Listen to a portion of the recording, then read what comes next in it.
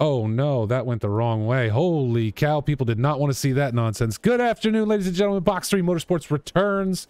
My name is Adam Thursby. Joining me again, and this time, y'all get to see his wonderful face. Philip Whelp Cakes Milwee is here in the booth with me. Just finished watching the Daytona 24-hour race. He was having fun with that. No spoilers. Not saying a word. I don't know who's watched it and who hasn't. So I watched. I was able to watch most of it, but not. I wasn't able to watch the finish. We were getting ready for the show here. So, hold on a second. We got an idiot. Oh, that's not what I wanted. Oh, why can't I delete that message in the chat? Everybody, ignore that message in the chat, please, because I can't even delete it right now. It's fine. If anybody wants to throw mod privileges my way, I might be able to. Yeah, I'll have to do that so we can do that, yeah, at some point. But don't go to dogehype.com, everybody. That's an obvious scam. Stay away from it, and I'll get it out of there. Here we go. Yeah, nothing will let me do anything. Oh, well.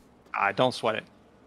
Moving on, we are at Barcelona today, Phil, and it looks like there is rain on the track. I know, man. I'm really excited to see how a race. This is my first time broadcasting a wet weather race with Box, so I'm really excited to see these drivers out on track deal with the kind of mixed conditions. Yeah, it's going to get interesting. I mean, obviously we're seeing rain right now, but this is the free practice just getting started. About 6 minutes left to go.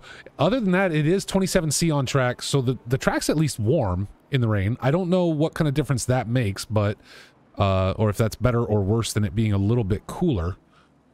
I mean, warm temperatures are always preferred over the cold stuff when you're dealing with wet weather, just because it does not take long for slicks to cool down, even with like a damp track. So it's gonna be a struggle bus for people to get temps in. It depending on how much weather we see on track in terms of like wetness. You might have some people risk it and stay on slicks. We'll see. Yeah, it'll be interesting. I don't know what weather has been set by our race admins, but we'll get over there now.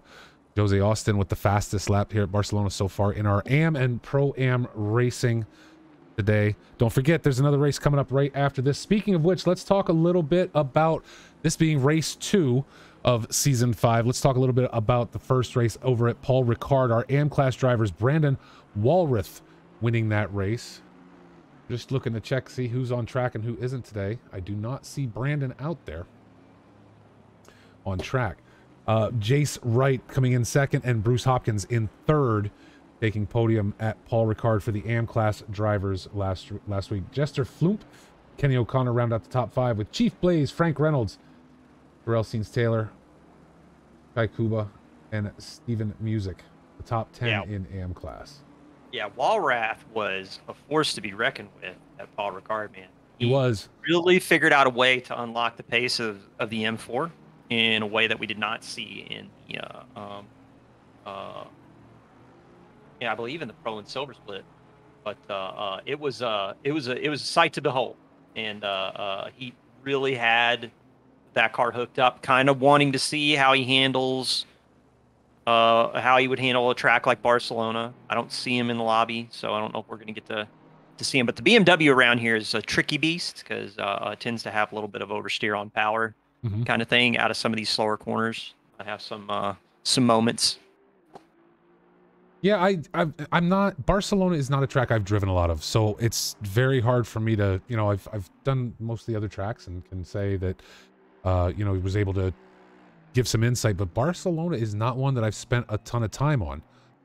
So that being the case, it makes it very difficult to give any insight. I just know I don't like Barcelona. I don't like the last chicane coming down the hill to the start-finish straight. Nobody does. Nobody does. I think Chris Hayes said it is the worst sequence of corners in racing, which is harsh, but I think for sim racers, hell is a never-ending RACC chicane. So, yeah, it's a tough sector 3 in particular around here, Barcelona. Really dealing with a lot of mechanical grip on the car because you got a lot of low-speed stuff, so there's really no aerodynamic downforce to gain. So the more nimble cars, I expect to see the Porsche do quite well around here, especially in Sector 3. I would also expect to see the McLaren do fairly well around here in the low speed stuff. But that long straight, that long start-finish straight, it's going to be interesting. Tomazic right now with 47.4 in Honda. That's going to be a tough car to catch around here. Well, and Robert Hepburn, that number 460 we're looking at right now, is currently up by 0.6 to have the fastest lap coming around. So we'll see if he's able to hold on to that. Just got pushed to 6th, but now 0.8 of a second up and showing purple. We'll just wait and see as he comes across the line and gives us a new fastest lap. Again, this is just free practice here, and we always see times always seem to go down during qualifying versus free practice, especially with the little bit of rain we just saw. And there it is, Robert Hepburn able to pull down to a 337. So we'll wait and see during qual if these guys, somebody's going to pull us down below 147 as we get it started. But then again, if the rain continues, it might be a little difficult to get down there, to be sure. Let's talk about Pro-Am drivers real quick. 2 weeks ago at Paul Ricard, Bob Charlton taking the checkered flag, Gian Cardoso and Justin Sacombe on the podium with him. Edward Walsh and Tristan Yonendijk finishing out the top 5 with, we just talked about him, Stephen Tomazic, Eric Allard, Burke beat your boy Blue and Alex Martin, all in the top 10 at Paul Ricard. And only having one race so far, those are also the standings for Season 5 thus far. The other thing I wanted to find is team standings. Now, we only have 5 teams running right now. Five teams that were made up by the drivers. It's unofficial. There are no team standings for the season. However, so far, Shit Show Racing and the Bandsaggers are leading the charge. Shit Show Racing with 167 points to 163 for the Bandsaggers. The other team's not doing quite as well. Dream Team Racing with 93 points. Their third, Cake. That's the name of the team. It's just Cake. I don't know if it's because they have Cake, if they want Cake. I'm not sure, but they're sitting at 86 points. And I said this was going to happen. Get Cows Racing, currently not last, but they're down there in sorry, there are 6 teams. Get Cow Racing in 5th with 81 points, and Akina Speed Stars with 60 points right now. Get Cows Racing, I told them they were making a mistake letting your boy Blue on that team, but they got to do what they got to do. And there we see our first under 47 today of 46.997. Yeah, it does look like, so I'm kind of curious if the track is starting to get into some sort of like better state. It is greasy, so slicks are probably going to be the option that most people are going with. So they're going to be dealing with cold temperatures. Answer there could be it's maybe time to just jam as much tire pressure in the carcass that it'll hold, and try and see if you can get and hold at least a decent temperature, especially while you're out here. Maybe they're simulating some quali runs in these kind of conditions, should it go to rain and qualifying. The simulation, when it carries over to the next day, is going to be dealing with the fact that the track was previously greasy. So even if we run into clear conditions, we might not have an optimum track for qualifying, which will definitely throw a spanner in the works for some of the people that were looking for optimum track state for best grip. So it'll be interesting to see. So Porsche leads the way in practice with Honda right there behind. BMW, Aston, another BMW. Yeah, McLaren. It's a nice mix. Yeah, it is. I was going to ask, actually. I don't know if you've read any of the notes for the new balance of performance that was brought into play, but the Honda getting a little bit of a nerf was kind of not necessarily surprising. I think it was expected. The part that I was kind of interested to see is the fact that they added, from what people are saying, a little bit of straight line speed to the Porsche, which it's already a pretty nimble car. So that's kind of like giving a car that was already good at technical tracks and then giving it a straight line advantage at speed circuits, which is kind of surprising. But yeah, I haven't had a chance to read through any of the notes or anything like that. But to your point, that is curious. When you take certain cars, and it seems like you're giving them more juice than they already had. Yeah, it's interesting. So we did switch over to qualifying 15 minutes, and it is raining, greasy track conditions, and it looks like it is raining at a light level, but there is rain on the track. So it's going to be interesting. Perfect. Well, we like rain races up here because we don't have to drive in them. So this will definitely be fun to watch as we get this qualifying session started. Now, don't forget, folks, this is again AM and Pro-Am drivers. Exclamation Pitwall in the chat if you want to watch live timing for either of today's races. Make sure that stays connected throughout the entire session.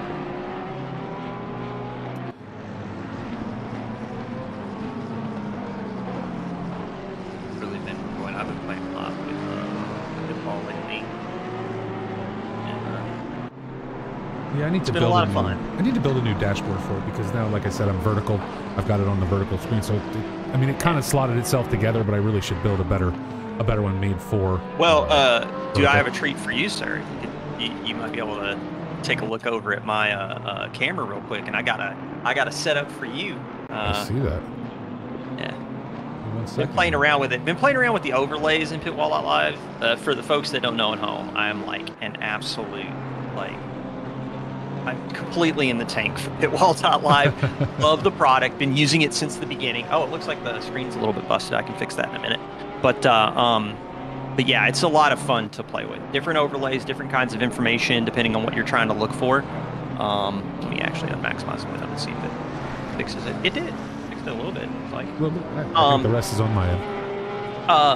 But the thing that I really enjoy about using Pitwall Live is I really love getting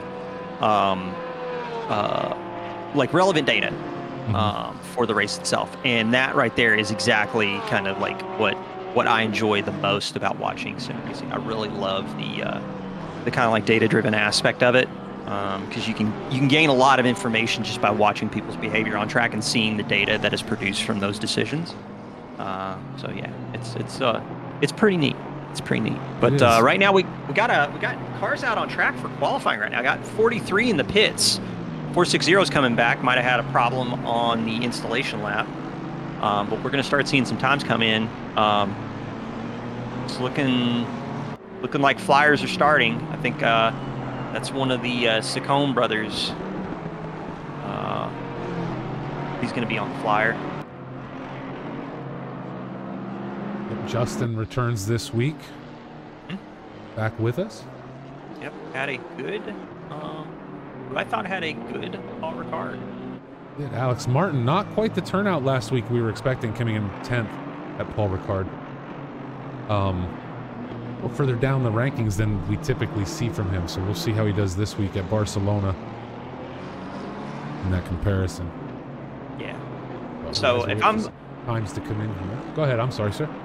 No. I'm just looking at the time sheets right now, and so we got Charlton in the M4. I'm looking right now. Cardoso in here as well in the McLaren 720S, a car that got bopped to Jared's point in chat, which was kind of like an unnecessary bop. It was not necessarily a meta car, and so getting an RPM nerf was kind of like, what are you doing, Kunos? But so I expect Cardoso to kind of struggle a little bit for pace. He's not going to be able to unlock the full top end with that pretty much anywhere on track, getting that RPM nerf. And then M4 relatively unscathed from the bop, it looks like. So I expect to see if Justin, only 5 points separating him and GN. So I'm interested to see if Justin can make some moves. Well, let's see how he's doing, because right now, and you see everybody on your screen can see that purple flash around Justin's name on the tower. That says that he is right now faster than Steven Tomazic on track. So we'll see where he comes in. Right now it's by about 0.3 of a second. Yeah. And that's big. That's big enough right now. So I'm looking right now, actually. I wanted to take a peek real quick at the sector times. And seeing Justin right now, pound for pound, hitting about as hard as a Honda around here in the M4, which is very interesting to see. So again, good pace from Justin. Tomazic in the Honda, it's going to be tough. That 147.757. Looks like it's pretty quick for these conditions. I'm looking through the rest of the data as well. We got a pocket from Jongadijk and well, now Zwanenburg on down to about, I want to say P10. Jongadijk now in the pits. Jace Wright was running a little faster, but Edward Walsh now jumps up top. The times are changing so fast that I'm seeing somebody showing purple, and then all of a sudden it goes away because now Edward Walsh crossed the line and dropped that fastest time down to a 1:47.270. And yeah, Justin invalidated his lap there and scrubbed off 4/10, so that one will not count. Jace Wright right now up about 4/10 on his lap. He was showing purple until Walsh set that new fastest time. Just gonna have to tighten that down a little bit. Cardoso into the pits now, gonna hang out for a little while.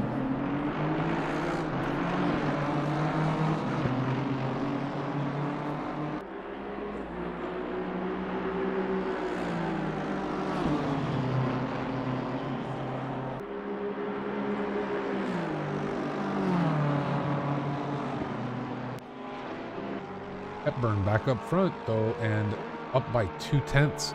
It's a lot of competition here, and if you look at the times in that top 10, or really the top 7, all within 7/10 of a second of each other so far. Yeah, that is going to be very. I'm almost kind of curious with the cars out on track right now.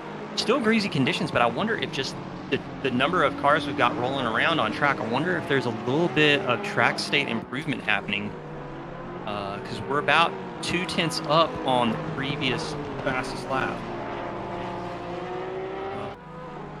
Yeah. We'll have to see too, because we did see a 146 during that free practice, and no one's been able to hit it yet during qual here. Yeah. And that could be down to a couple of things. Temperatures, roughly about the same. Could have been a little bit more water on track when the cars went out. So, true. Now, what does ACC do with carryover during a session? Does that carry over? So if you're in free practice, it rains for a little bit, track gets wet. Can you come back into qual then with a wet track but no more rain? You can, because what will happen is the model will I can't actually remember how the server is set up for this. If you guys do Friday, Saturday, Sunday for the session model, but between sessions there will be computer simulation that will take place. The part where you get the least amount of variation is if the 2 sessions are stacked back to back. Okay. But the further they are apart, the more computer model is going to happen between the end of one session and the start of the next. Gotcha. That makes sense. That makes sense. Just over 6 minutes left to go in today's AM and Pro-Am qualifying session. Justin Secombe right now showing 9/10 up over Robert Hepburn. We'll see if he's able to keep it on track this lap. Yeah, Justin Secombe pretty established right now with BMW in those 47s. But we've got Hepburn and Wright getting ready to knock on the door with hitting some 46s, I think. Hepburn right now 3/10 slower than his fastest, and there it is. Justin Secombe jumps up to number 1. Just under 6 minutes left to go in qualification today. And not stopping. He's got his first. We've got our first 146 for qual, and Secombe not ready to slow down.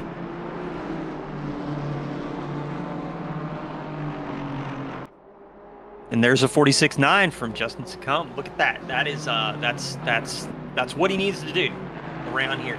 Because I mean, you're looking right now. Charlton's in 5th. Where is Cardoso? Cardoso down at 11th, which is exactly what Justin wants. Now it's up to Charlton to start punching a little bit harder. They're working with light machinery, so let's see what he can do. Also Wright is in the mix. He's not out of this by a long shot. It's like 3/10.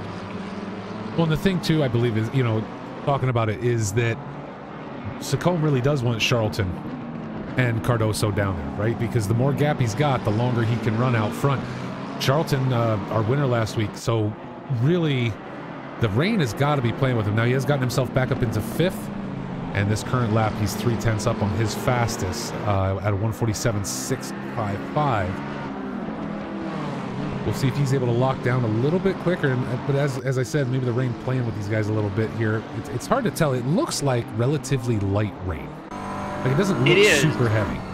Well, the difference maker between this and the free practice session, it looked like the rain did trail off a little bit. I'm actually following Charlton right now, who is gaining and losing almost corner by corner. Like he's getting really good entries into corners and gaining a little bit of time. But the problem is that it's really difficult for him to get the power down with the current track state. He's losing on a quarter of a tenth a corner. Although he actually just had a really it looked like he was going to have a decent exit at our ACC, and he lost all of his delta. I was going to say he was up 4/10 and it just disappeared on him completely. Disappeared, exactly, because that's the BMW thing. Like the BMW's traction control system is kind of like it's kind of got this point where it's either like got loads of interference and it's really hard to get the power down, or it's got loads of braking traction and it's hard to put the power down. Mm-hmm. It's just one of those weird things. Like watching him again, he's starting to gain, and it looks like Sector 3 is the part that is the struggle bus. And I'm actually kind of not surprised with the M4. I ran this at the I'm trying to remember what we ran the M4 in last season. I think it might have been the last of the previous season of the Box 3 Trackalicious 949 Enduro season. We ran the M4, me and Beltan did. Okay. And it was the Mini Enduro with Vulcan Sim Racing Community and Rapid Drivers Club. This car was so tricky to get the traction control correct for corner to corner. I was messing with traction control settings basically over an entire lap. It was kind of I didn't expect it to be that complicated of a car to drive for front engine, to be honest. Oh. But right now, it looks like he's figuring it out. 5/10 up as he comes out of Banque Sabadell going into Eurocar. And now the tricky chicane. Going to put it together. Now showing purple. So Charlton on a really good lap right here if he can hold on to it, not get caught up right at the end, but now it's dropped off. He's not going to get pole. Let's see where it puts him.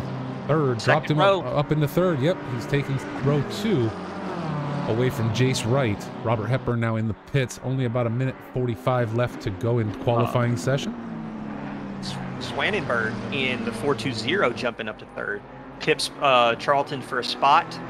And then the only other persons right now with positive delta, Cardoso and I'm gonna butcher this name. It's Maria, but it's like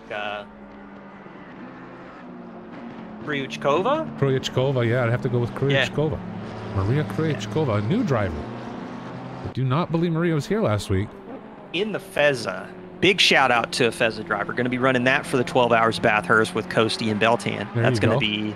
It's going to be a fun time. You're going to get to see us probably stuff it in the wall a few times. Speaking of which, just to make sure we talk as much as possible about it, because we're going to get to watch Mr. Milwee out on track for it. Coming up next month, 12 Hours at Mount Panorama, February 18th, starting at 1 p.m. at UTC. That's sometime early morning on the East Coast between Trackalicious 949 and Box 3 Motorsports, the last race of the GT3 Endurance Series. I cannot wait for that race. You'll be able to catch all of it right here, ladies and gentlemen. Every minute will be broadcast right here at Box 3. Just going to try not to embarrass myself. I'm going to try to, and going to be super happy to be racing in the Box 3 Trackalicious Endurance sequel, because the quality of drivers will probably be light years beyond iRacing in the Daytona 24. Well, first of all, there's a lot of splits there, right? You're bringing a lot of people into that race. Ton of people into that race. But it's not just that. It's also the fact of there were some nefarious things going on in the top split that should not have happened. Oh yeah. And it's the kind of thing that was done by people who should know better as well. Yeah. That I think was the big thing. Is that it was done by people who should know better. BT Bubs joining the chat. Welcome in, sir. Real quick. Josie Austin 4/10 up, Edward Walsh 2/10 up for P7 P8. We got a battle to the wire. Jace Wright, Josie Austin moving up into 6th with that lap. Yep. And it looks like Walsh losing his delta as he exits the Renault hairpin, or excuse me, the Repsol hairpin, going into Seat now in the downhill trudge as he gets ready to go into Sector 2 in the McLaren. So aerodynamically speaking, should be getting to the part of the track where the McLaren should perform the best. But we're going to wait and see what he can put down. Still showing up at 10th right now. We'll see if he can hold on to it. But Cardoso up 3/10, and Kryshkova crosses the line right there, getting up into P11 with that run. Walsh now flat as we wait for Cardoso to come across. Cardoso jumping up into 10th. Yeah, I think I really am worried that it's going to be a struggle bus for the McLaren after the 1.9 update. I think it's going to be tough. So question in chat about who we've got our eyes on for the race. Well, right now, I mean, Justin Secombe is kind of like the car to beat around here. It was very, very quick today. I mean, he's showing the only 46 that we've seen today. Now, Walsh was actually showing purple for just a split second, was up 3/10 on his fastest, and then lost it right here at the end. Does get into P5 with that final lap. As we wait, Alex Martin, again, grabbing P16. It was low for him. I don't know if Alex is struggling in the rain. Oh, that's a good question. I'm not entirely sure. If I'm looking back at the standing, Martin was pretty quick around. I believe Martin was pretty quick around Paul Ricard, but got involved in some early first lap drama and ended up having to settle for 10th for the race. So 23 points going in round 2. But you know, I mean, Barcelona, we got time around here. If you can keep your nose clean, it's a technical track. People are going to have problems. It'll be interesting to see if they can get that Lexus a little bit higher up in the order. I think we'll see Alex climbing up today a little bit during the course of this race. So, qualifying set. We are ready for race time. 30-minute race today, I believe. Saw that right on the schedule. 30-minute race today. You know what? We can find out together. We can do that live. We have the power. Well, not just we that. have We're going technology. to take a look at Season 5 overall, because we do return next week for Brands Hatch. So, yes, 30-minute Pro and Am race today and next week. 45-minute Pro and Silver will follow right after this. As I said, back for Brands Hatch next week. Then February 12th, we head to the Nürburgring for our little mini endurance, small endurance, a little bit of a bump there. 45 and 60-minute races respectively. Off to Alton Park and then Indianapolis. And much like the Endurance Series, we're going to end the season at Bathurst with a 60 and 90-minute race depending upon split. Cannot wait. Bathurst is just the best track ever invented. Why are people leaving the pits? Let's run down the order to taking up row 1 during today's race. Justin Secombe, Steven Tomazik, Michael Zwanenberg, Bob Charlton will be in row 2. Edward Walsh and Robert Hepburn, row 3. Row 4 will be Josie Austin and Jace Wright. Your boy Blue coming in 9th. Cardoso in 10th. Going to share row 5. Stefan Music, Maria Krychkova. Phil, we're both just going to hammer that name the whole race. Row 6, Tristan Yonendijk, Burke Beat in row 7. Jester Floop and Alex Martin sitting in row 8 with Terrell Seens Taylor, Kirk McDaniels, row 9, and John Rulin and Chai Kuba, bringing up row 10. So 20 drivers on track today. Good showing for Barcelona. Great showing for Barcelona. Very excited to see what the field can do in this kind of event. Because again, looks like we're going into the greasy conditions again for the race. So the weather remaining relatively static in terms of just the conditions. So at least it's not raining enough to where we're getting a buildup of water on track. But these greasy conditions, I think, especially when you start dealing with the lap 1 traffic, it's going to be very important to not stuff it in the wall or stuff it into a competitor. So it's going to be important. You gotta play it smart, play it cool, and yeah, we'll see how they get on around track. I can't wait for this race. It's again track temp down a little bit from when we started today. Now 26C At one point I saw it tap 28, so down about 2 degrees from the high. Yeah.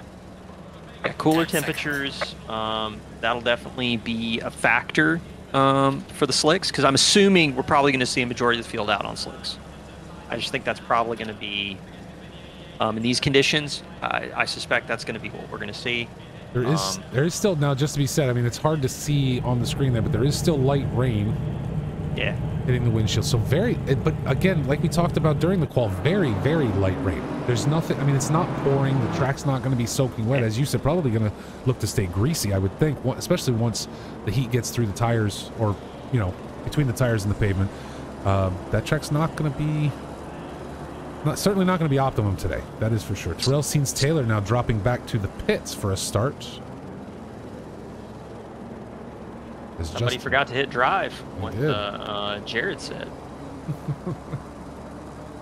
So the thing is that with these kind of conditions out on track, the part that's going to be tough, and this is going to be where it's going to be down to like experience with car setup, experience with dealing with these mixed conditions, is are you going to, do you have your pressure set in your practice sessions? And maybe getting a little bit of a glimpse of it in free practice when we load it in the server at the start, to have your pressures right for these kind of mixed conditions, because you're dealing with colder temperatures. It's 6:33 on track. We've lost 2 degrees. It's still raining. The slicks themselves are not going to hold temperature to the same quality as the full wets will. But you know, there are tricks that drivers can do. You can add more toe into the tire. You can add more pressure. You can try and do kind of everything in your technical power to try and make sure these things can maintain some pressure, because otherwise you're going to be driving around on ice cubes and you're going to be sliding all over the place, which leads to tire graining, which promotes more sliding, which leads to more tire graining. So it's going to be tough. It's a mounting losses problem if you get the setup wrong. Absolutely. Now the only good part about this is the fact that temperatures remain stable from qual to practice, right? So if you got your qual run set and you were happy with that, you should, all things being equal, be able to come out into this race and know where your pressures are going to land. It looks like we have the same amount of rain. The temperatures are very similar, not a huge drop off. Now, being 1834 or 6:34 p.m. On track, it will be interesting to see if temperatures do drop. I mean, we're only in a half-hour race, so I wouldn't think that things are going to change that much. However, sun going down, it's later in the day. I don't know how ACC times it through these things, so we could see a slight drop off and pressures change as we get through the race. And the rain could stop as well. Max, I don't believe so. Chief Blaze is not here today. All 20 drivers that are on track, you can see on your screen as we drop into double file. And there is that wonderful chicane.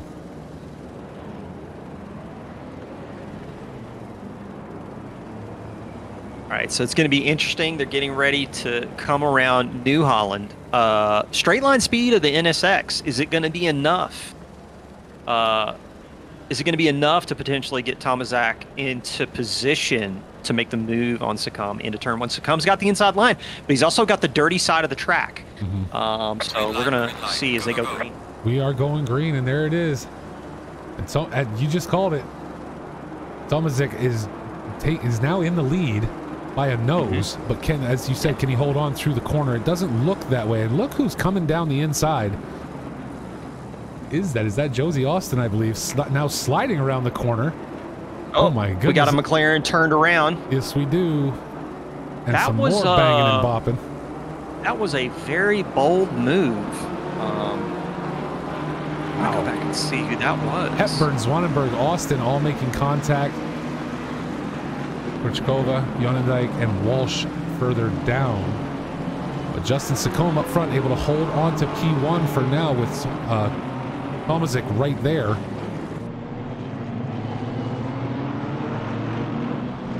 Man, that was a very ambitious turn one. The thing is that the I believe, I couldn't tell if it was Wright or Austin on the deep on the inside going into turn one. It was the Austin. Problem is it was your Austin entire just taking the inside. you're completely in the marbles. Like you have like very reduced grip, and it is definitely commendable to be the greatest of the late breakers. But you know, you want to put your equipment in the right position. And the NSX is off track at Bonk Sabadell into the kitty litter, and Tomaszyk's going to lose a lot of spots.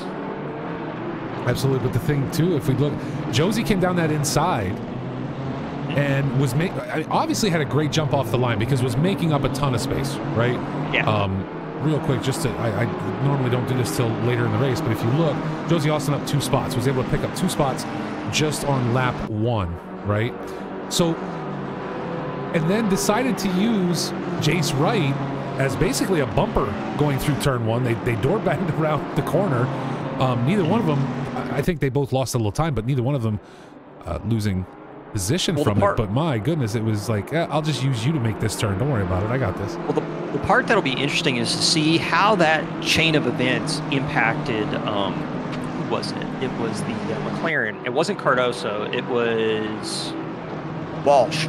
Because Walsh got spun around. Yeah. Like he wasn't the initial contact by any means, but I think that set off a chain reaction that might have involved Walsh a little bit. We'll have to just go back and let the stewards take a look at it.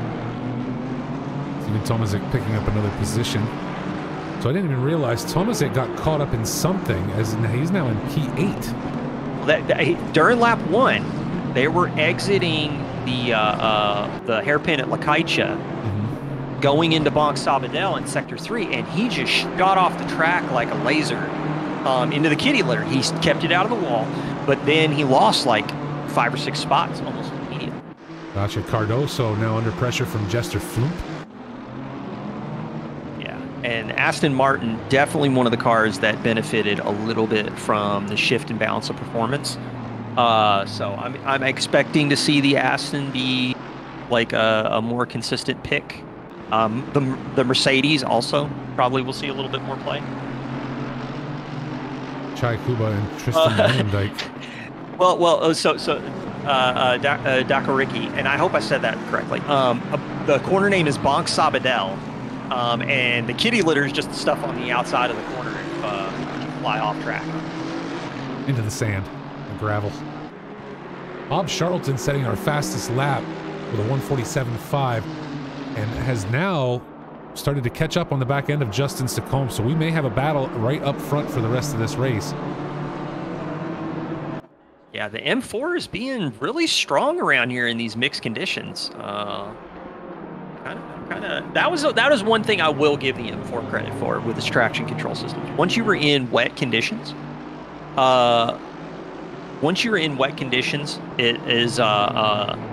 it was a little bit easier to manage the traction control system because it was almost basically just throw it in traction control 8 and drive around. Gotcha. You could basically like monkey foot your way out of every corner. Nice. Just basically put your foot through the floorboard because the traction control just will save you. So Charlton now backing off just a tad, but Josie Austin and Jace Wright, it seems, are going to keep coming together throughout this race. At least we are here in the first 2 laps. Yeah. Jace not giving a moment of quarter or any rest to Josie. Going to throw some harassment turn after turn over the sausage curving. There goes Jace Wright. He's probably going to lose a little bit of pace on the exit of Lakaicha.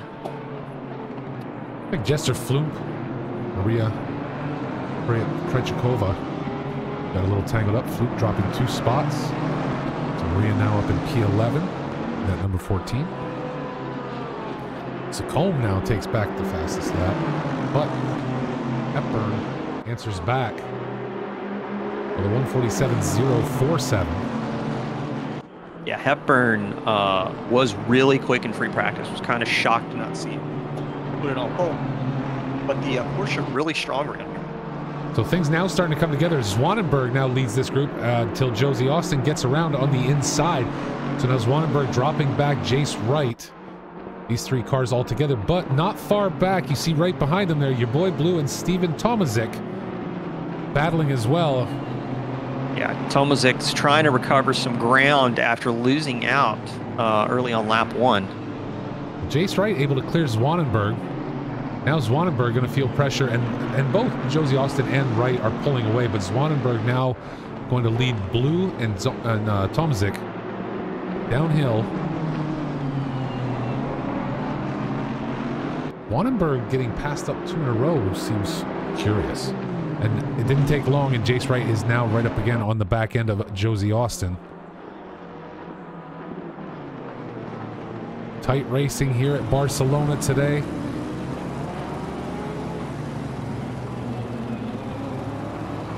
We'll keep an eye up front to Bob Charlton, currently in second. Robert Hepburn starting to close that gap.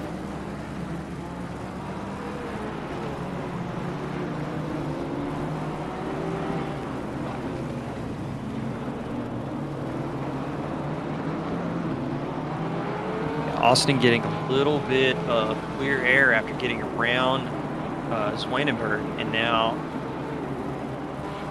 they're starting to pull away Austin and Wright. Currently 20 drivers on track. That is the current count there for Z. Your boy Blue, now Tomazik looking for a position on Blue. He's got the inside line, but it's not quite going to be enough. Blue holding on for one more corner.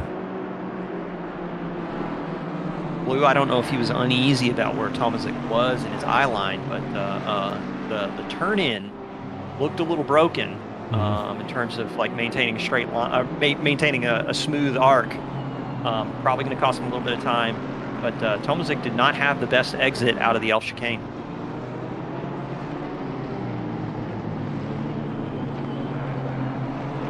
Now Tomazik needs to play defense as well as looking for his opportunity. He's going to have to play defense against Stefan Music.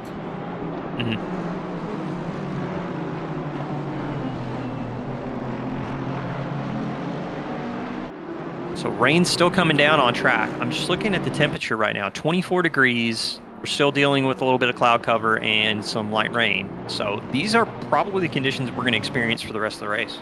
And the track temperature has dropped 1 degree already. And we're only 8 minutes in, right? So maybe, again, maybe those temperatures are going to start to be a problem as the later we go. Your boy Blue, Steven Tomazik, trading blows now. Blue just barely able to hold on. The Bentley's a tank too. And a little bit of contact there between the two of them. Yeah, that NSX could run into that Bentley all day long, and it won't slow down. So that's gonna. This is not one of those scenarios where the only way out is through. You got to find another way. So Austin's starting to pull a little bit of a gap on right now. Gap's up to about a second. Looking at the front runners, 1.4 seconds between Secom and Charlton. Hepburn 4/10 back from Charlton though, so we might see an attack from the 460 Porsche. Yeah, I've been keeping an eye on that just to see what's going to happen there. So far, Hepburn not able to tighten it up very far or get any closer as Charlton continues to hold on, which, again, Charlton winner last week, one of our faster Pro-Am drivers. See how good his defense is against Robert Hepburn today. Meanwhile, Jester Flump, Kristen Jonendijk. Windows opening. Looking at sector times right now, and it seems like Hepburn really has Charlton on notice in sector 2 in particular. That's where the majority of Hepburn's gains are coming from.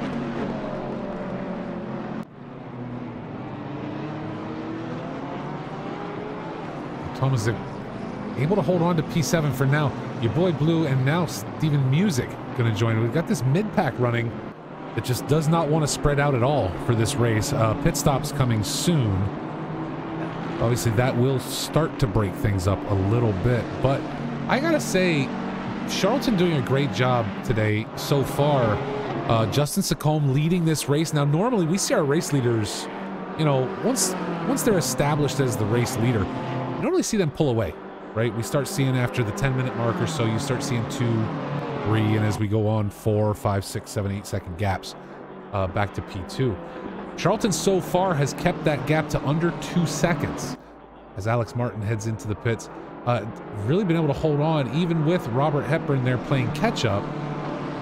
Charlton's done a great job not allowing that gap to really expand like we've seen in most of our races in the past. Alex Martin taking the pit stop early in the Lexus, so I'm going to be interested to see kind of what he can do on a second stint. Looking at lap times, looks like it was a bit of a struggle bus, probably down to traffic. We'll just have to wait and see. Although, did set the overall maximum speed in the trap at 266 kilometers in the Lexus. So that thing is slippery in a straight line. Alex Martin, Chai Kuba, our first two, well, not our first two pit stoppers, but certainly ones making normal stops and not for damage.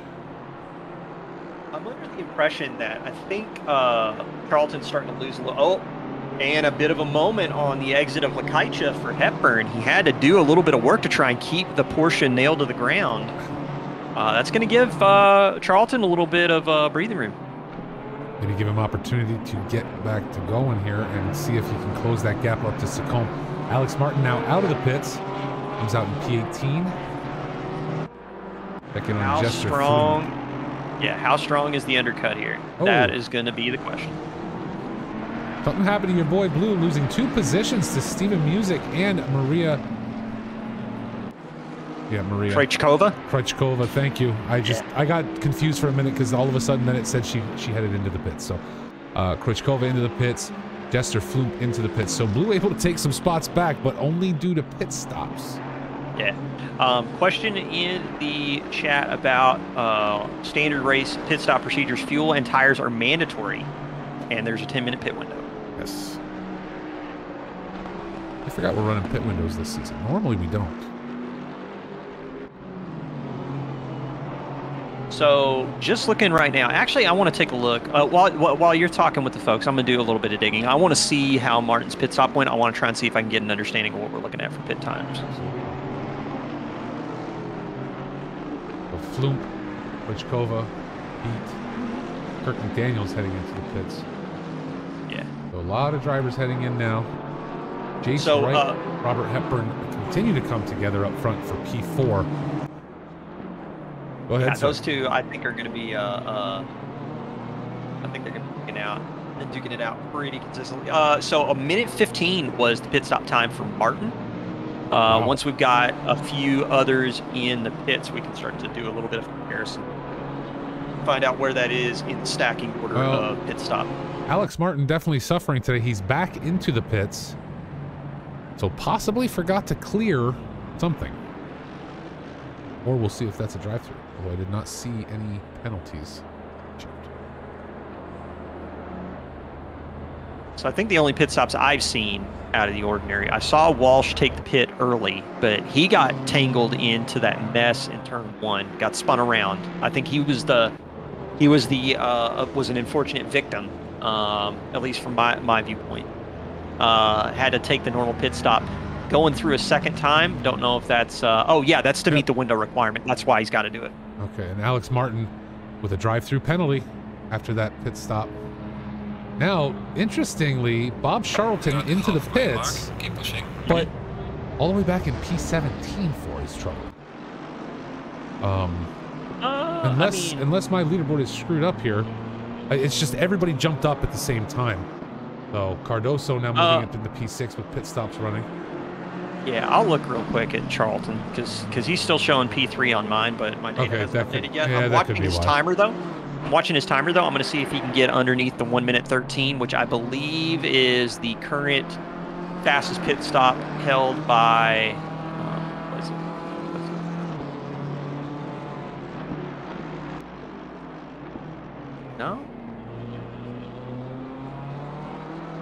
1 minute 9 for Charlton. So he's currently holding the title for fastest pit stop.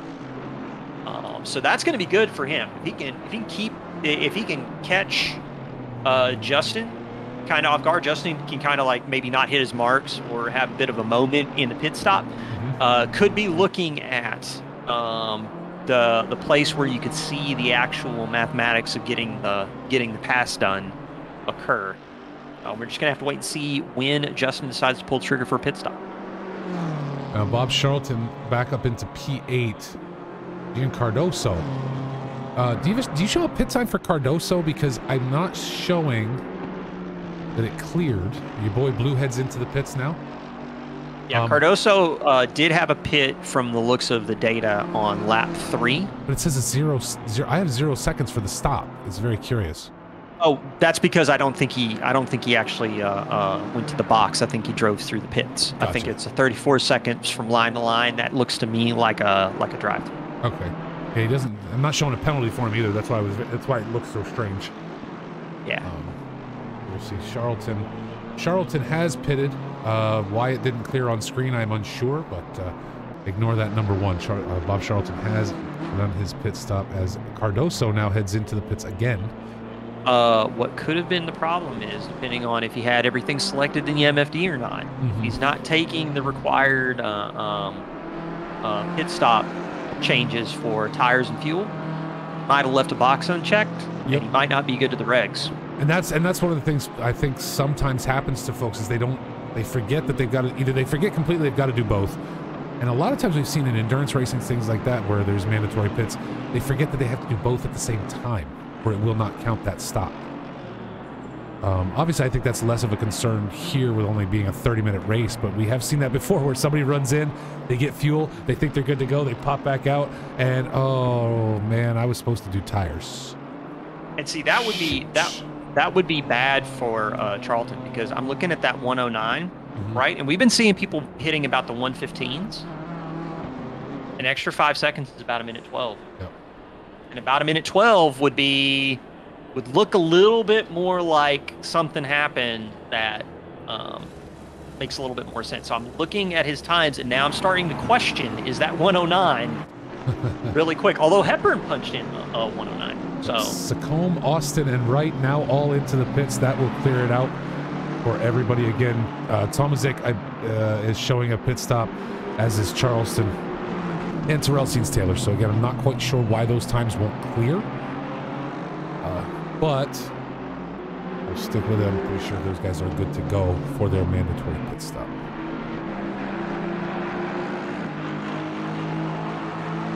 So I'm watching Justin. I'm also watching Josie and Jace in the pits to kind of get an understanding of who's gonna pop out first. Terrell Seens-Taylor, your current race leader. He's probably loving life up there, at least for a few moments, until Sacombe, Austin, and Wright get back out of the pits. Justin out at 1:13.0 for the time. So this is really looking like, unless Hepburn had some sort of like really amazing pit stop, looks like he's good to the regs. I'm really starting to question if Charlton made a mistake. He's on an in-lap. He's going into the pits. Something happened. Yep, and Josie Austin, just now coming out of the pits. A huge 34.2. Yeah, a very long pit stop. We're going to cause Josie to drop way back and stay there. Justin Sacombe now running in second, about 19 seconds behind Terrell Seens-Taylor. Just under 10 minutes left to go in this AM and Pro-Am class race. Stick with us, folks. Don't forget, Pro and Silver Racing comes up right after this. We will join them with qualifying already in progress. Don't go anywhere. This is looking pit stops, and well, that's what I'm trying to figure out. And JSEC in the chat said it. Terrell Seens-Taylor was a pit start. Yeah. No. Yeah. Was he a pit start? Yeah, because I know there was start. Oh, somebody just dropped. Who was it that just dropped? Yeah, we just lost somebody. I wonder if one of the Charlton? Did we lose Charlton? No, Charlton's still on track. What about is it Josie? No, I see Josie. Was it Taylor? Was it Taylor? No, he's in first. He's in the pits. Terrell Seens-Taylor now into the pits. I think going to clear that pit stop. Yeah. Jace Wright possibly starting to feel pressure from Robert Hepburn. Yeah, Hepburn has been super quick in the Porsche. I'm kind of surprised we haven't seen him fighting a little bit more with Charlton at the start of the race. But he's going to have no problems with Charlton now, because what looks like maybe a pit stop error on the MFD to get either the fuel or the tires. Yeah. Looks like it might have caught Charlton out. Now I'm curious also, what about Tomazic? What does his pit time look like in regards to others? Because that's the other one. That's the other one that has not cleared their 30-second pit stop. He's got a minute 24 in the pits inside the window. I'm thinking he forgot to check tires. Could very well be. Something happened. That's a long stop, though, to not do tires. Whoa, and there goes our Porsche of Robert Hepburn off into the Toolies. That right there. And he looks like, I don't know if he got a little bit into the wall there. Getting back up to speed, Tomazic going to find his way around. If I'm Hepburn right now, I'm not sweating Tomazic too much, because I'm looking at the fact that he's got an orange indicator on his pit stops. He's still got to do something to the regs. I would assume so. Actually, you know what I need to do? I need to jump over in the client real quick. Let me do that. I wonder if the pit window's closed. It is. Or at least it was announced that it's closed. Oh, yeah. Well, then Tomazic's going to take a time penalty. So if his pit stop did not clear, he's going to take a time penalty. Yeah. And it's so easy to do. You feel bad for these guys, too, because it's so easy. Yeah. It's just so easy to miss something. Or you think you're set up, and for whatever reason, the auto disabled tire swap thing, it just, it'll catch you out real easy if you're not careful. The thing to remember for the folks watching at home, the buttons that are the most important out of shift up, shift down is your MFD. Yep. Like making sure that you can navigate the MFD, you can hit check boxes, stuff like that. I'll be honest though. That's a big deal. This is why I set mine up and I leave it alone and I never touch it. And this is why, because so it's funny you mentioned this, because they were talking about it, the commentators were talking a lot about it during the Daytona 24, if you were watching, of how these drivers, basically you have to muscle memory these buttons on these steering wheels, because you cannot look away. You can't take time to look down and see what you're doing, right? You have to muscle memory this stuff.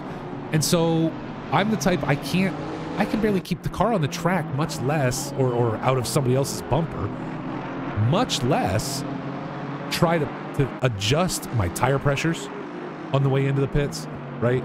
To adjust fuel and the amount of fuel and whether or not I'm changing tires. Am I putting on wets or am I putting on this? It's like, it drives me over the top. It's very difficult for me to do. And that's one of the things that's a big advantage for iRacing. Being able to have someone on your team black box for you is a big deal. Looks like another stop-go. Well, actually, the 153's got to serve that on this next lap, or is going to be looking at another time penalty. Bob Charlton pulling a stop-go. Wow. So it's going to be it's gone from bad to worse for 153. Right now, Alex Martin, the only one having shown a cleared penalty of a drive-through. But our drivers have now spread out. Justin Sacombe looks to hold on to this with just over 5 minutes left to go in the race. But a 6.1 second, 6.3 second gap back to Jace Wright.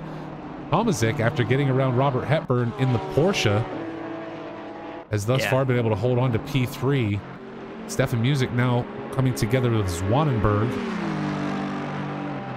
So I think what Tomazic's doing, because the window's closed, can't really do anything about the fact that he doesn't have a pit stop to the regs. He's just got to drive the doors off the NSX and make sure that whatever time penalty he's getting at the end of the race does not really compromise too much in terms of points. Well, I'll tell you what I think it's going to, though. If you look at the gaps between these guys, he's got 1 second back to Hepburn. There's only 5 seconds back to Blue. 4, you add these, and then Zwanenberg's right there. Jonadijk's another 6, but then you've got Maria, Austin, you got beat not very far apart, right? And so what is your penalty for a missed pit stop typically? So somebody mentioned that it would be about 2 minutes, or 130 or 130 seconds also. So that's 2 minute 10. We're just gonna have to wait and see. The thing is, though, is that hats off to Tomazic for not just basically alt F4ing the client. Yeah. Under these circumstances, because it's what is that? Krichkova off track. Yep, going. Josie Austin right around. Yep, doing a little dirt rally. Looks like Maria might be struggling a little bit. Was eating a lot of the curbs coming up the hill. That could just be down to dirty tires, not getting good turn in. Yeah, and now let's go on board real quick. Just want to see what it looks like from the cockpit. I see wiper blades on now, where earlier in the race, they're really, even with the rain there, the wipers weren't really on these cars. We're getting close to the 3-minute mark here, so it's getting about time. Justin Secombe right now in the BMW, just really on easy street right now. Got to keep it together. 6.6 seconds ahead of Jace Wright. BMW M4s in Pro AM and AM really turning out to be the manufacturer. 2 races in, still more to find out, but the M4 looking strong so far. Yeah, and then and I always do this later in the season too, is make the comparison not just with AM and Pro Am, but then to look at the comparison up to the Pro and Silver drivers. One of the things that always steps out to me as an Audi driver is there's no Audis on track in AM and Pro. Yeah. Zero. It's a tough car. It's just a very difficult Maybe car I should to stop drive. driving. Are you telling me I should stop driving? I mean, there are easier. If you want to race, mid-engine, there are easier cars for you to learn on. Like the Audi is you're picking one of the tougher cars to try and master right out of the gates. Molson, drive a Porsche. Yeah, thanks, Retro. Yeah, you saw that? That's definitely an easier car to drive. The narrator, it's not. It's not an easier car. Coming under pressure from Hepburn here at the end.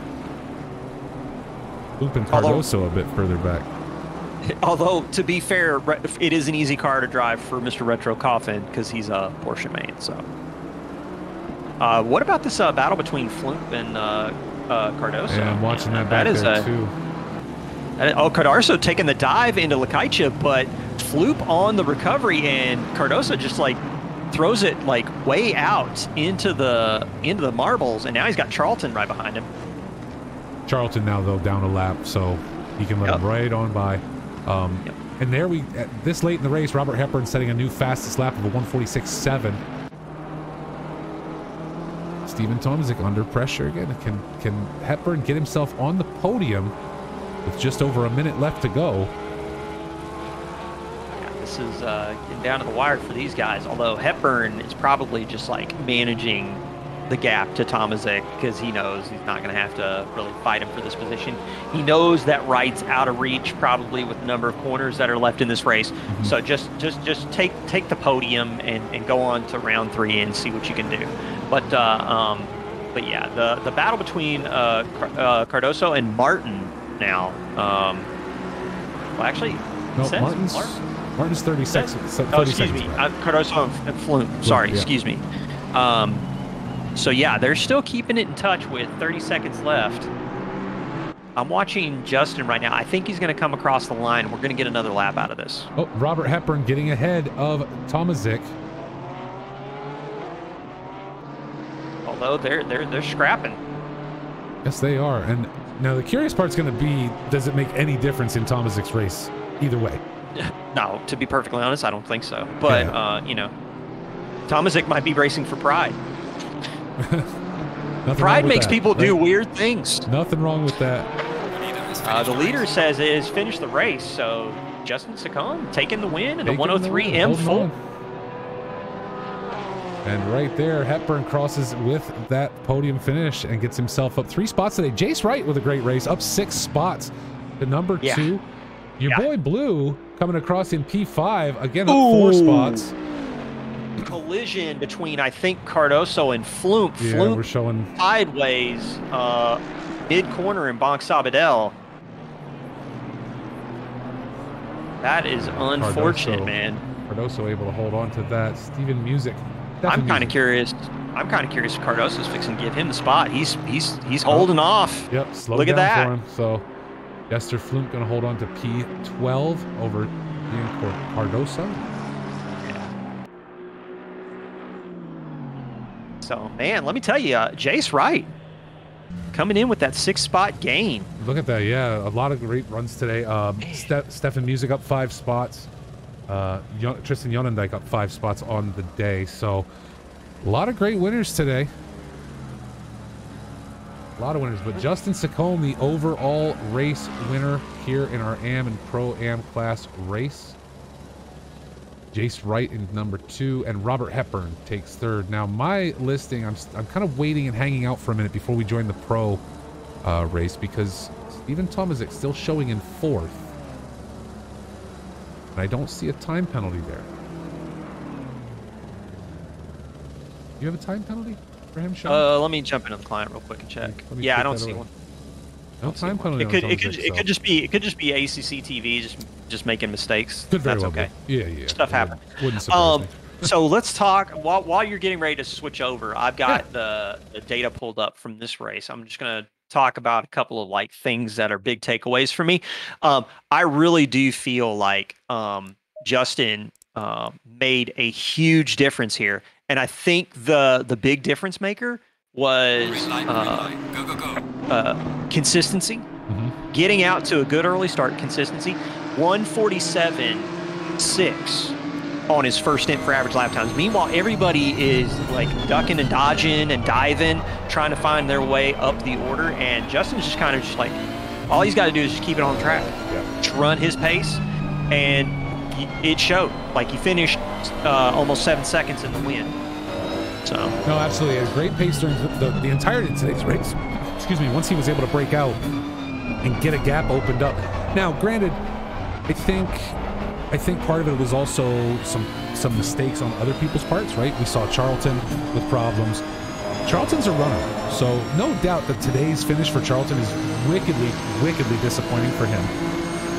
Unbelievably disappointing for him.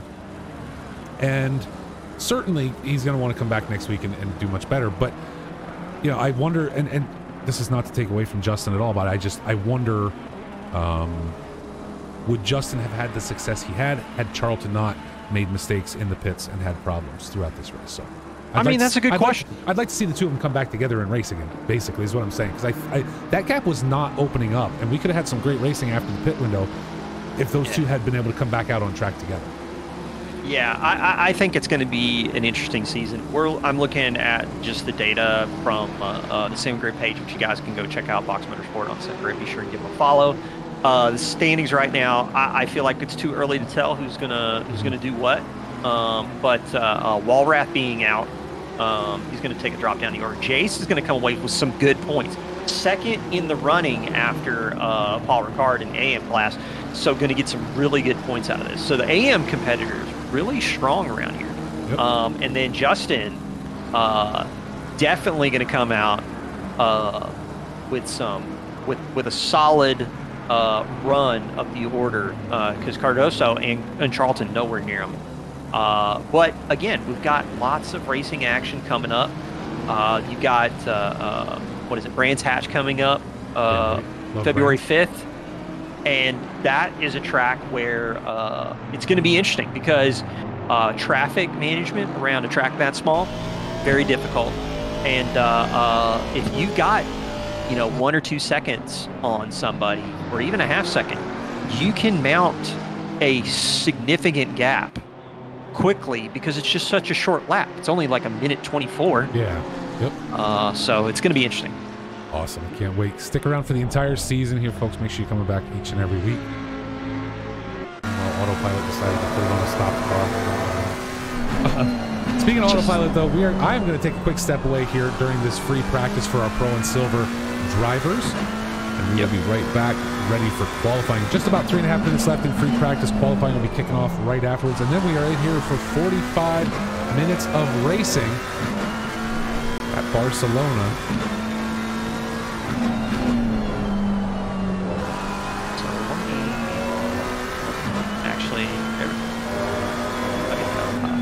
There you go. Well, I step away. You want to step away? Absolutely. Flip over to the fill cam. You guys can watch him change everything up there. Yeah. I'm cutting off your game, though. Hold on. I got to fix it. Oh, yeah. Here. No. It's not you. I got to fix it. I got to fix how things look because the resizing and everything's just weird. We're going to have 2 separate sources. That's what it's going to be. That's fine. That's fine. We can do that. That's what's going to have to happen. Because otherwise, this is going to be weird. Yeah. And then everybody gets to sit and watch me make the sausage. Which is always a ton of fun. Oh, why'd you do that? Let me actually switch over real quick. I'm going to jump over to the TV cam, and we're going to manually move around a little bit. Somebody I want to focus on right now is, let's go find him. Race winner Paul Ricard, going to be dealing with balance of performance issues, Mr. Jake Wells. I suck at this on Twitch TV in the 84 car, currently 1.285 off the pace. Probably dealing with the fact that Kunos decided to take about 500 or 1,000 RPMs away from him for kind of like no reason. Maka wasn't that meta a car, so fun times. We'll see. Yeah, I know, fun times. Right. Yeah. Well, with that, I am going to take a quick step away, and we will be right. Well, I'll be right back after this to get ready for qualifying. Talk to you in just a moment, Phil. Yep. All right, folks. So we're tuned in. I'm going to get my autopilot controls set up real fast. Give me a moment.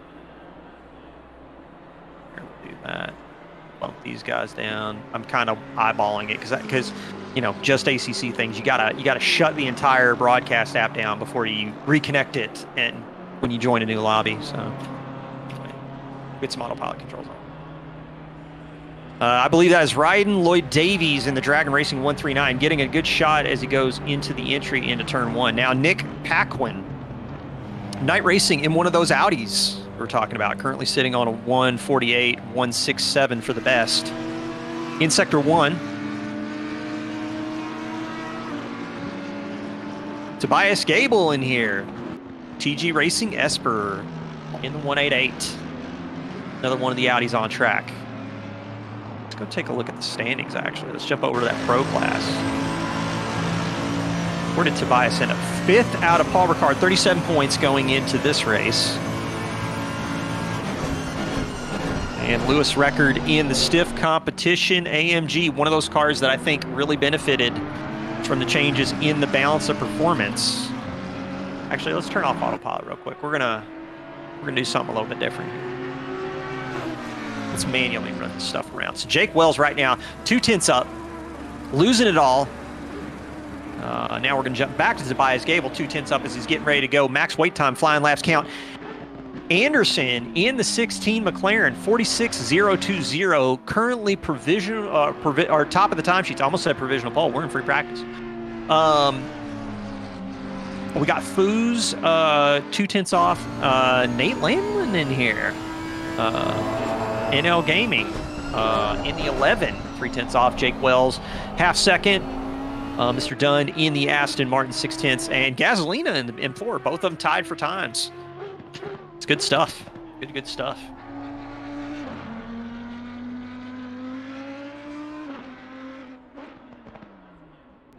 How's everybody doing in chat? Tiago, how are you doing, sir? How are you doing? Oh, GN, I'm sorry, man, about missing the pit window regulation. Max wait time, flying laps count. We're getting ready to roll over into qualifying, folks. Maybe if we get switched over, we can do a run around the wonderful track of Barcelona from a hood cam. Give you guys a peek at this track. Not a favorite track of GT3 racers out there, but to be honest, it's one of the tracks that I like because it's got a technical offering that I feel like is kind of sort of unparalleled. Here, actually, let's go through. Here, we're just gonna jump through the grid. Sorry for the manual controls, folks. Apologies. There we go. Aguilar, Alejandro in the Akina Speed Stars Nismo. I just love how Barcelona's got a little bit of everything. Like, it's not a track that you can really sleep on in terms of like its technical requirements. So as soon as we get a second, I will switch over to the hood cam. We can take a look around the track as Alejandro gets ready to set up on his installation lap. 6:12 p.m. 9:04 on track. If we're looking at some of the weather data, Let's actually switch over to the basic HUD real fast. We do have greasy conditions, 25 degrees, so almost similar to the conditions we saw in the AM Pro-Am setup. Now we're going to switch back over to the relative. Got about a second in front of him and about 34 seconds, although those folks are in the pit, so he might be able to sneak this car out and not get caught in any traffic. Let's get set up on the dash.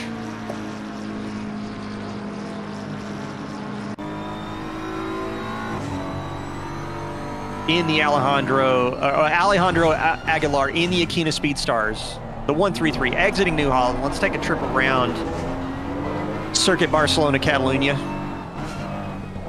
Down the start-finish straightaway. Currently got 3 seconds on Rivera behind him.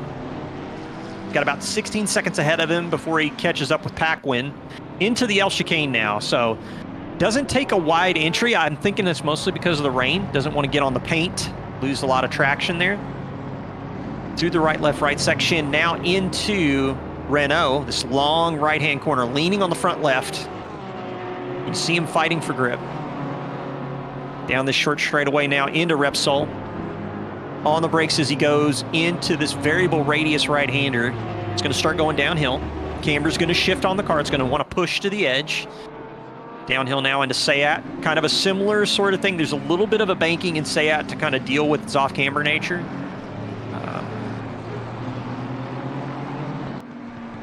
Into Worth curve.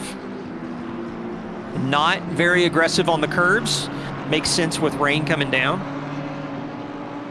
And now into Campos. Fast right-hand corner. Probably got to take this one a lot slower than what he's used to. And now on the approach to Lakaicha. Short straightaway. Down in the gears as he goes into the hairpin. Good lines, good lines. Conservative, but good lines. Into Box Sabadell. Right-hand corner as we get ready for the setup into Europe car.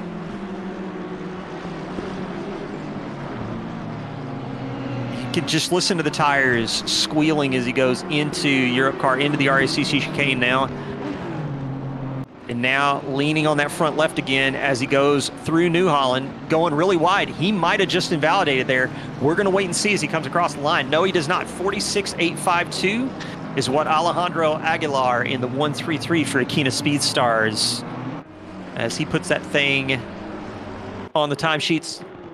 Already dropped down to 4th with Tom Foose in with a 45. So it is going to be tough out there. Let's take a look. Nate Lamlin, though, has got 1.5 seconds. Goes second fastest with a 45.985. Yeah, Tom Foose. They all came across about the same time. Lamlin, Foose, and Rivera all hammering through. Tobias Gable right now sitting on about 1.2 seconds, although had a bit of a sliding moment out of Box Sabadell. Not sure if he's going to be able to cash in. Only sitting 19th. So while you were away, sir, did a quick conditions assessment. We're looking at about the same kind of conditions we had for AM and Pro-Am. Yep. Looks so, yeah. Again, track temperature 27°. We're starting at the same time of day. And it looks like that rain is going to continue for this race as it did the AM and Pro-Am. Mr. Gable punches up into 3rd.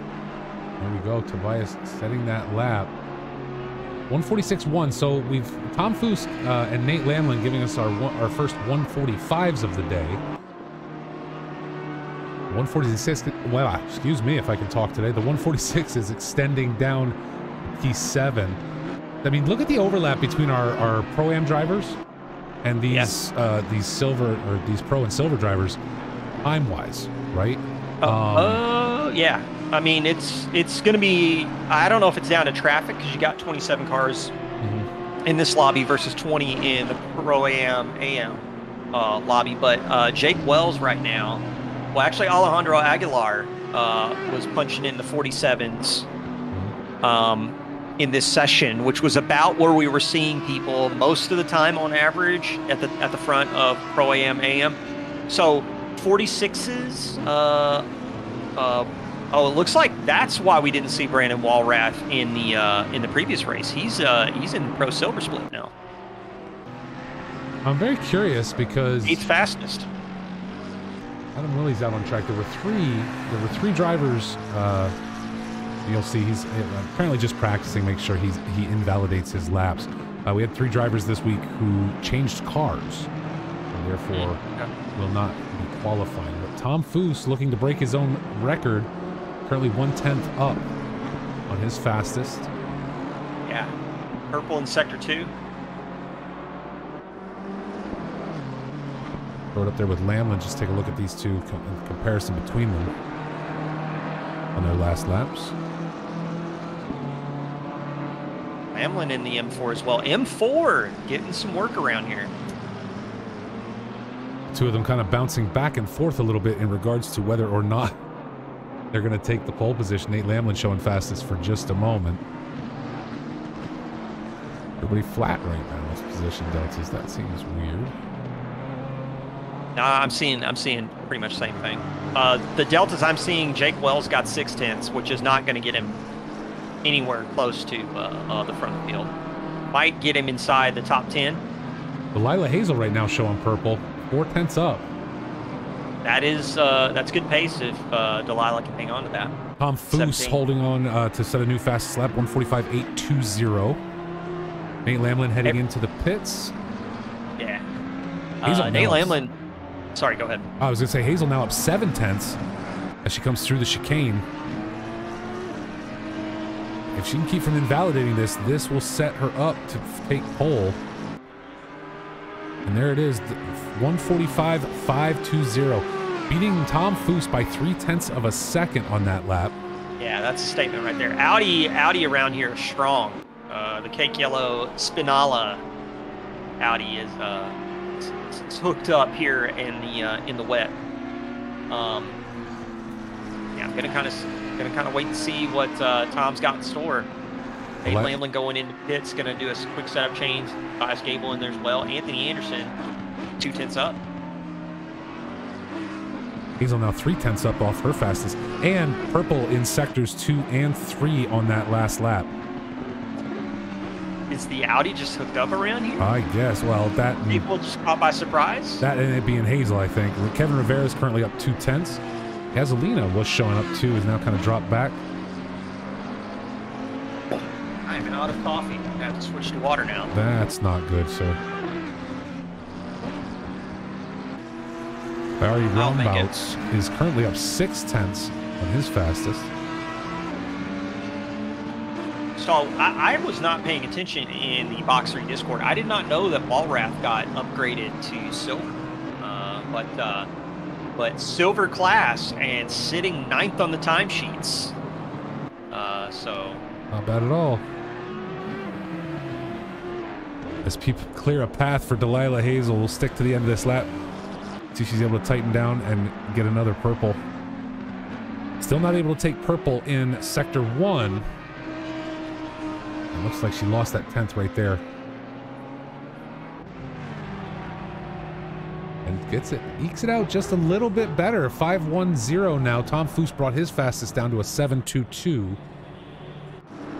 Kevin Rivera in the ARL Honda, currently 4/10 off the pace. Silver class. I'm assuming I'm reading that right. Like, silver is actually pro and red is actually silver. Am I reading it? I believe so, yes. I mean, I'm seeing Tobias as a silver driver, or as a silver placard. I'm seeing Anderson. I'm seeing Lamlin. I'm assuming that's pro. But yeah, 4/10 off for Rivera in the 419 is pretty good to be, you know, a silver class rated driver right now. Absolutely. We got some silver class rated drivers up inside the top 10. Gasolina, Mike Burkhoff. Yeah, I was going to say, let's take a look at last week. Speaking about silver drivers, last week again at Paul Ricard, Timothy Glendinning wins that race. Louis Ricard in second. Igor Kornikov in third make up the podium.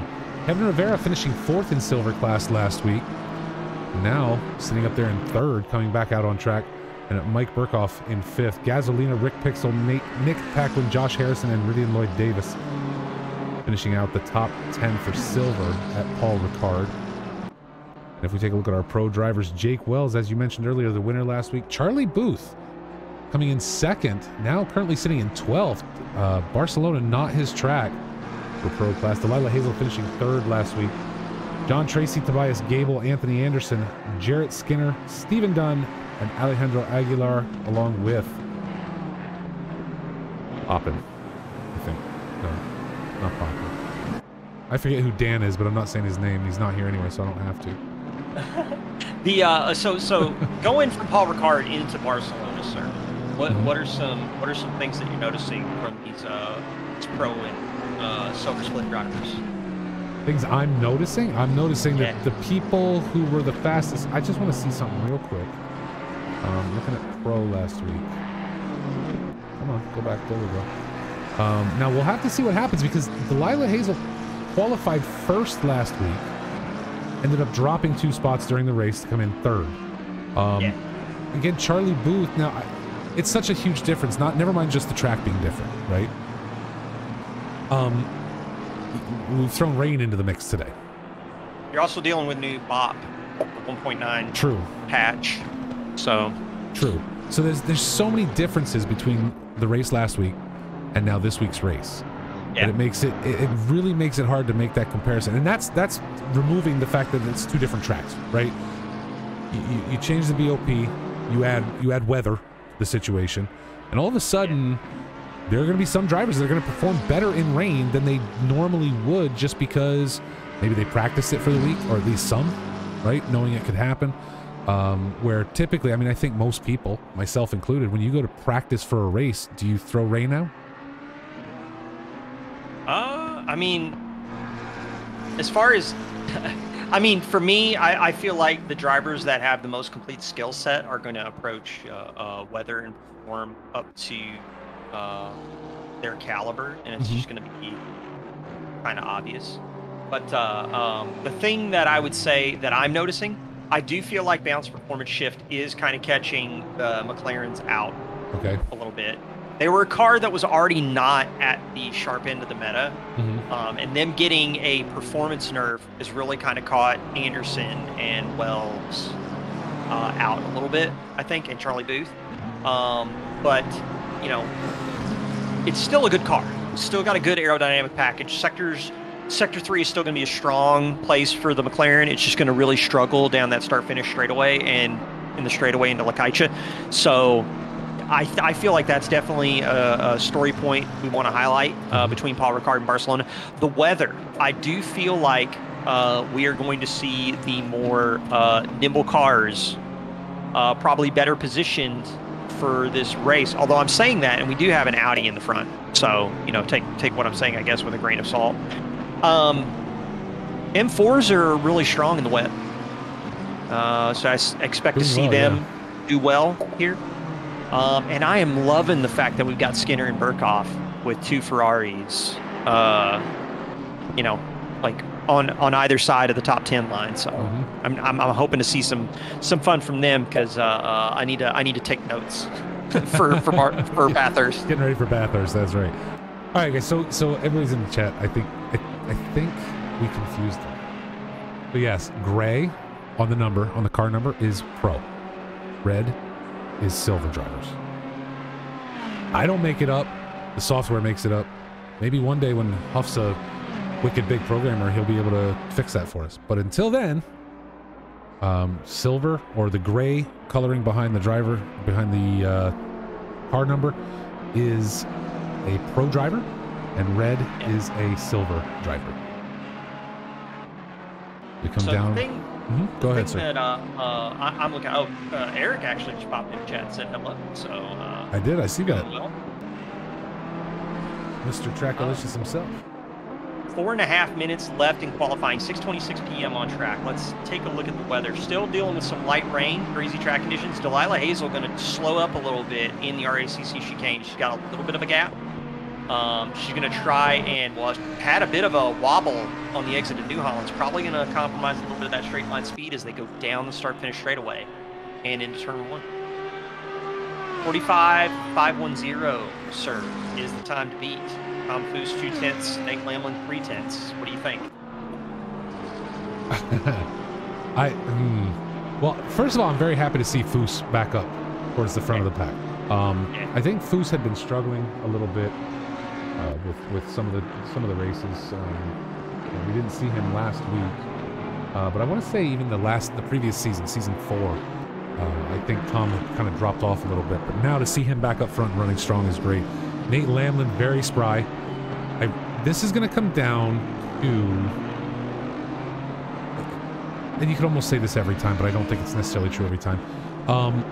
The front pack typically stays out of trouble into turn 1, right? We don't see them getting hung up unless somebody in the first 2 rows makes the mistake. We typically don't see problems up there. I think if Delilah Hazel can hold on through the first lap, I really think she's going to run. Yeah. And that's not an insult to Foose or Lamlin. I'll just be curious to see. We know Delilah's fast.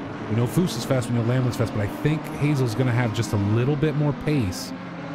She's over 0.2 of a second up on these guys, right? Yeah. So I really think if she can hold on into T1 and get a bit of a breakout through the first 2 sectors of lap 1, I could see her holding on to this. Yeah, I think clear air is going to be a big difference maker. We're going to see what that weather shift's going to be like here in about 2.5 minutes, 3 minutes, as we go into the next session. Yeah, it's going to be interesting.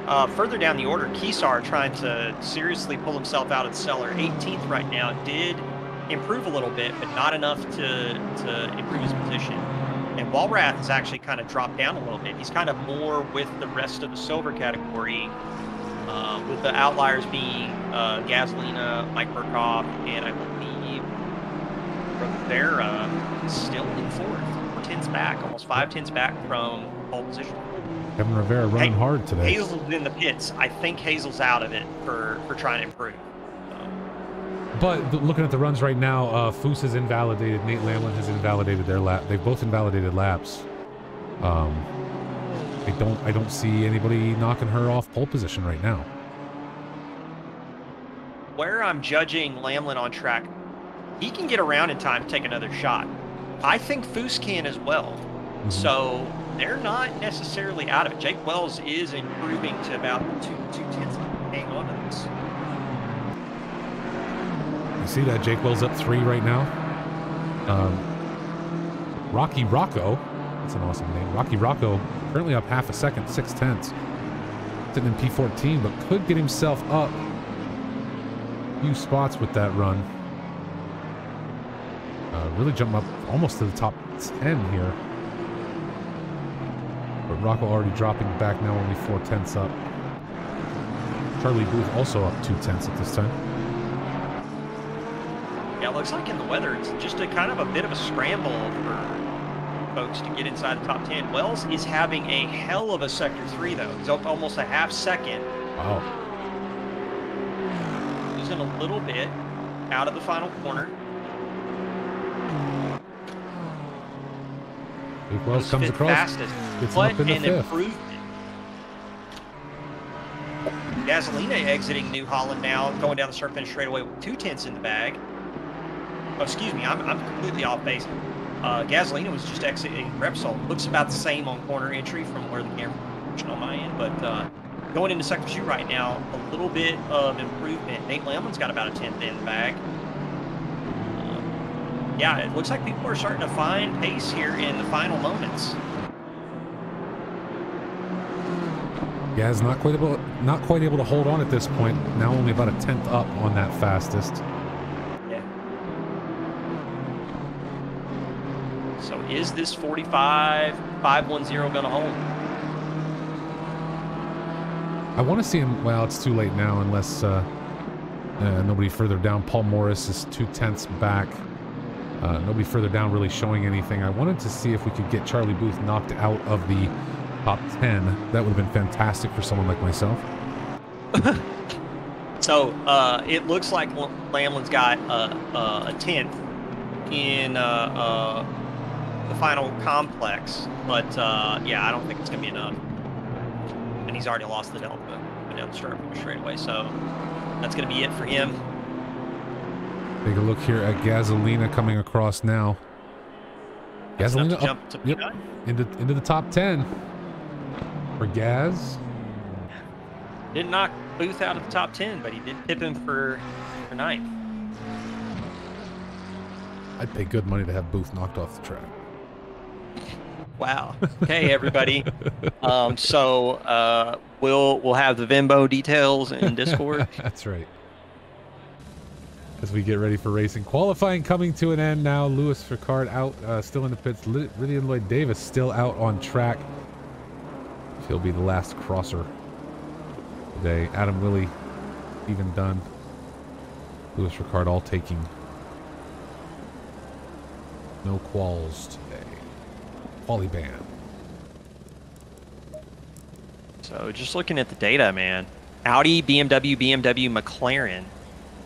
Honda, McLaren, Honda. Audi, BMW, McLaren. Good mix again. No Porsches in the top.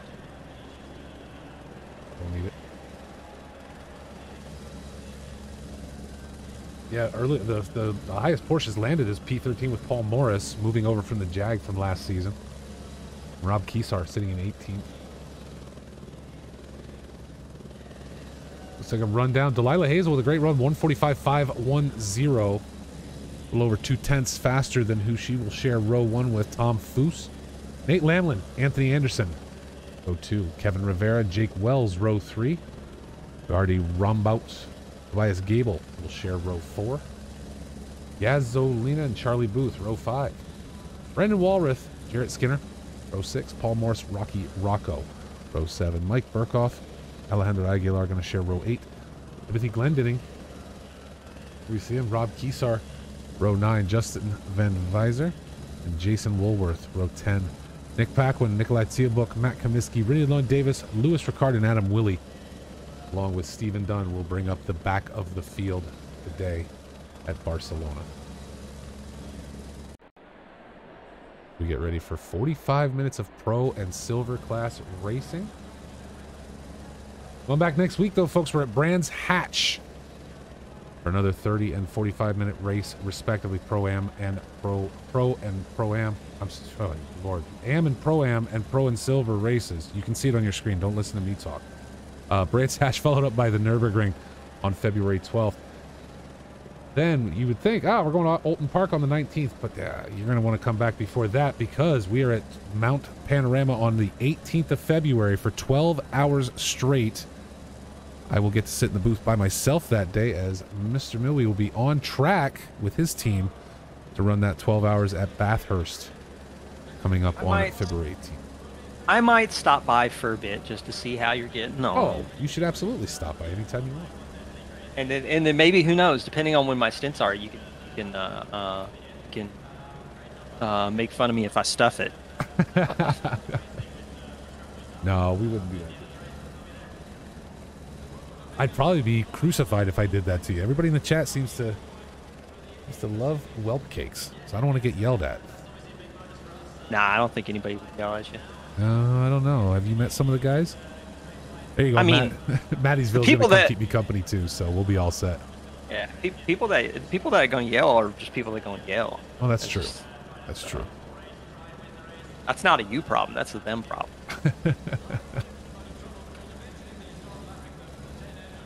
Minute 20 as we tick down. So again, almost similar conditions for the Pro-Am amateur race. So 24 degrees, air temperature 26 on track, and some rain. Yeah, that's almost identical to what we started with for the other race. So, I don't know. I think when you throw the rain in, you really throw a wrench into the works, right? Nobody's as prepared for rain as they are for dry, ever. Even if you practice it, you're never as prepared. I'd be curious to see somebody do that, who just decides, you know what, I'm just gonna be a rain racer all the time. I'm only gonna practice in the rain. I wonder if your dry races then get easier for you, or if, you would struggle. I mean, if you're a person that can, 30 seconds, learn how to master throttle control in the wet, that really does help you perform in the dry, I feel. I would think so, yeah. That's why when iRacing finally adds rain, everyone's just going to die because nobody's going to remember how to operate the throttle pedal. I'm taking at least 3 months off when they first do that. It's not worth it otherwise. Real quick, as we get ready to go on the outlap, kind of wanted to highlight this now before we get to the green flag conditions, something that we learned from the Pro-Am race. So we've got Hazel, Lamlin, and Rivera all on the right side of the track as they approach the control line. So that's the dirty part of the track. Really not a lot of grip there, especially when you're dealing with wet conditions. So it's going to be interesting to see if Delilah can get a jump off the line, because the straight line speed of the Audi is more than the M4, and try and get as much of the clean track while defending as much of the inside as she can going into turn one, because that was kind of the thing that we saw a little bit in the Pro-Am and the Am, is that a lot of people were using that dirty side of the track to try and get the jump on things, and there's just like no grip there to speak of. So yeah. And you have to remember last week at Paul Ricard too, Delilah qualified first, ended up in third. Part of the reason behind that was a very poor start to that race for her. Oh yeah, yeah, I don't know if her foot slid off the pedal or what could have happened, that all of a sudden she dropped back very fast off the gun.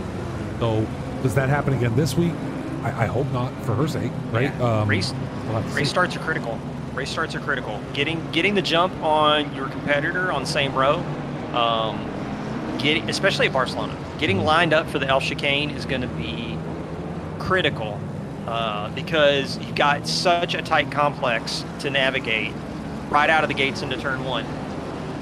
Try and get set up for the entry into sector 2 and start to build a little bit of a gap up to the M4. I think if Delilah can get clear air, that Audi's going to be hard to catch. But in the wet conditions, M4 seems so strong. So we'll see. TG says she was in second gear last week. You probably picked up off the replay, and she caught herself out in second gear. So. But we do know a very bad jump. We'll see what happens. Retro Coffin Chat says, iRacing's rain mechanic will come out when Half-Life 3 does.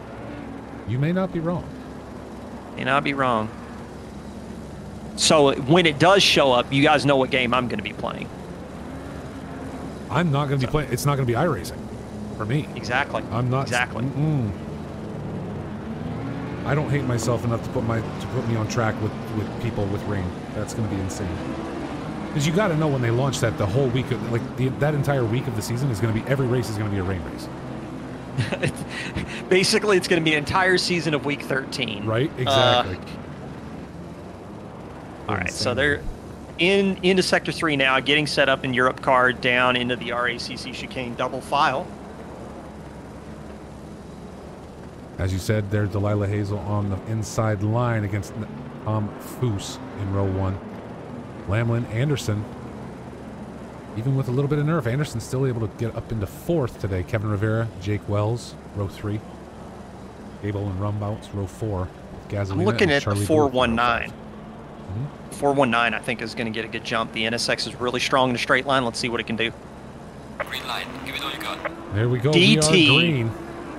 Got a drive-through penalty for Delilah Hazel off the line. Oh, man. That right there just a little too far out, huh? Unfortunate. Well, I don't know if it was too far out, too fast, what, but that triggered. Not sure at all. As we come clean through T1 and 2 here for the most part. A little bit of contact from Rumbouts and Anderson as well. Maybe some door knocking as we go around, but overall, very clean start to this race today. Delilah Hazel pulls a drive-through penalty, and we said if she could hold on to first through sectors 1 and 2, that she would probably be able to hold on for the race. Now, gotta be mad. And how do you try and play defense right here against Tom Foose when you are so mad at yourself?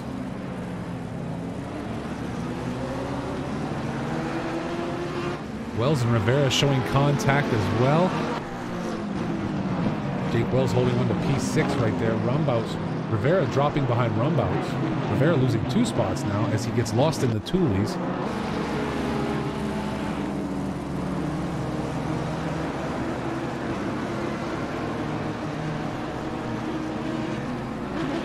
Kevin Rivera struggling. Alejandro Aguilar losing position to Jarrett Skinner. Charlie Booth being overrun by Brandon Walrath.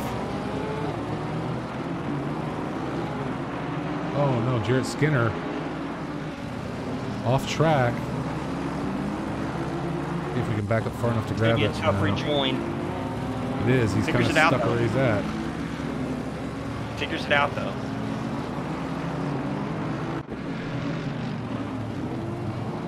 Again, Delilah Hazel staying out. Taking purple in sector 2. Sector 3 taken back from her. But Foose and Lamlin both right there.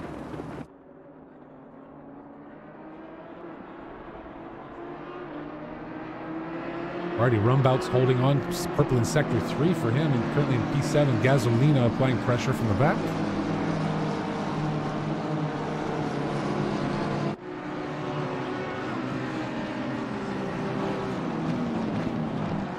Walrath and Booth now going to go to it. Charlie Booth looking up the inside, able to take P10 away from Brandon Walrath.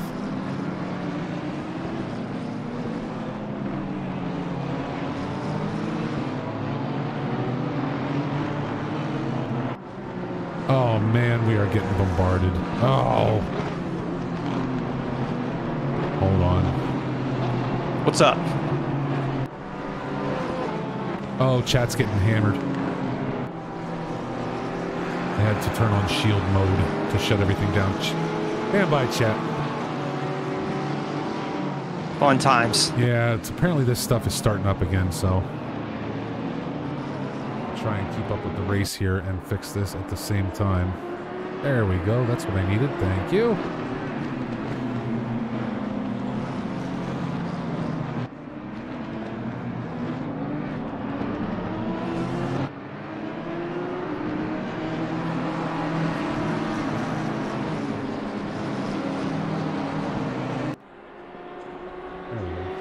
Shield mode back off so people can talk again.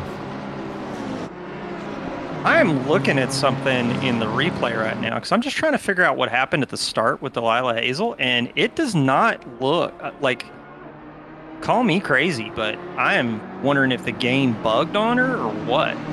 Well, the thing is, I mean, that's unfortunate. We can't really do anything about it. Yeah, I'm just curious because it did look, she didn't look too fast, but if you watch that, it kind of looked to me that she got a little too far ahead, which yeah, that is true. But I'm looking right now. She is a car length ahead. Yeah, and this is what I'm saying. Like, it bothers me that you would get a penalty because if she didn't get there because of speeding, but because other people were slower, right? Yeah. If she's at the 70 kilometers per hour and Moose was at 65 and she gets that little bit ahead, is that really her fault, right? So, you know what I mean? Like, I don't know. It could be bothersome, but right now, let's look at it.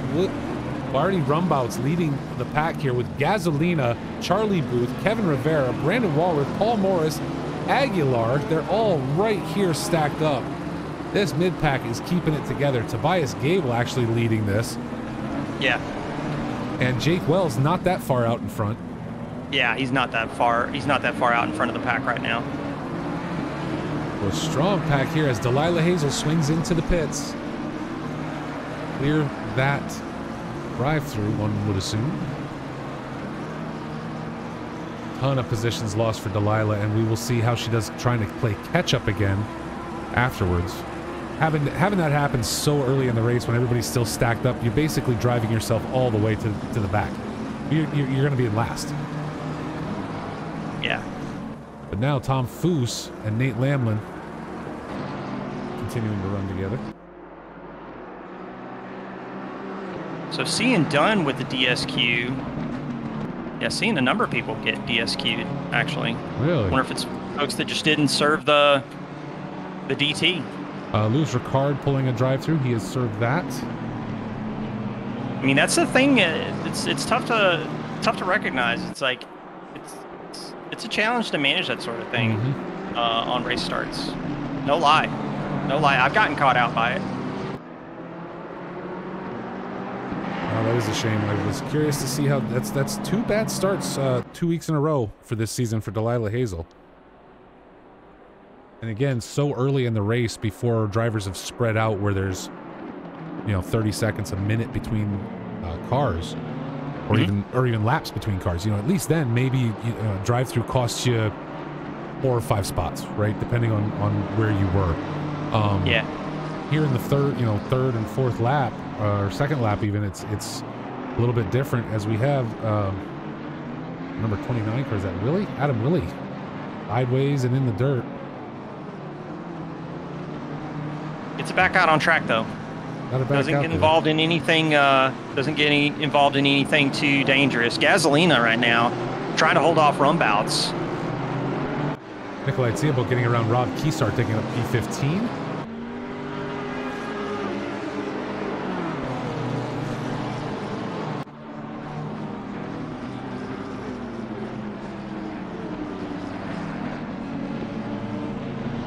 Number 2 Audi, I believe that was Glendenning, trying to filter back in after going into pit stops with some what looked like serious damage on the Audi. Yeah, not good. Paul Morris, Alejandro Aguilar coming together. But Justin Van Visor now going to give that pressure to Morris. Morris coming out this season in the Porsche. Big change from the Jaguar he drove last season.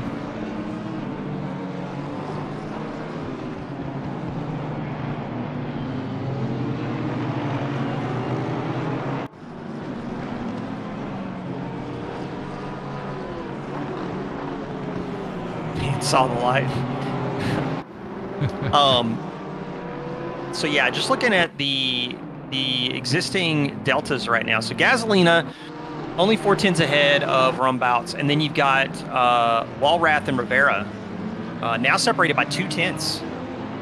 And Gasolina actually catching up to Tobias Gable in the 188. Yeah, we're watching Gable right now trying to fend Gasolina off, and the thing is, this is where Gable's got to be wicked careful because Gasolina slipping by could allow Rumbouts to do the same, given how close they're running. I mean, these guys are coming in nose to tail. Yeah, right through the chicane. So there, our new fastest lap from Tom Foose, a 146.035, and Nate Lamlin throws it down with a 145.957 right afterwards.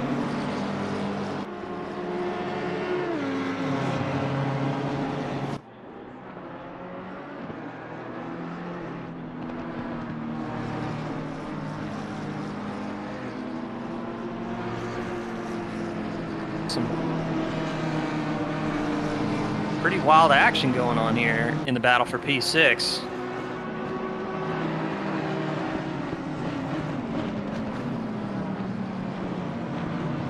Yeah, Gable holding right on. And Rumbout's able to get around Gable just like that. A little tap there, it looked like. I think he turned in just a little much. Rumbout's giving a little nudge on the back end as Gable goes around. Just a love tap as Paul Morris quickly losing position now with contact, sitting backwards on the track. Wow, so Paul Morris, Rocky Rocco coming together. Paul Morris, the loser in that confrontation as he drops back to P22, just ahead of Delilah Hazel. But Gable continues to fight this battle up front for P5. Gasolina getting an opportunity to open up a little bit over him as Gable has to continue to play defense against Wari Rumbouts.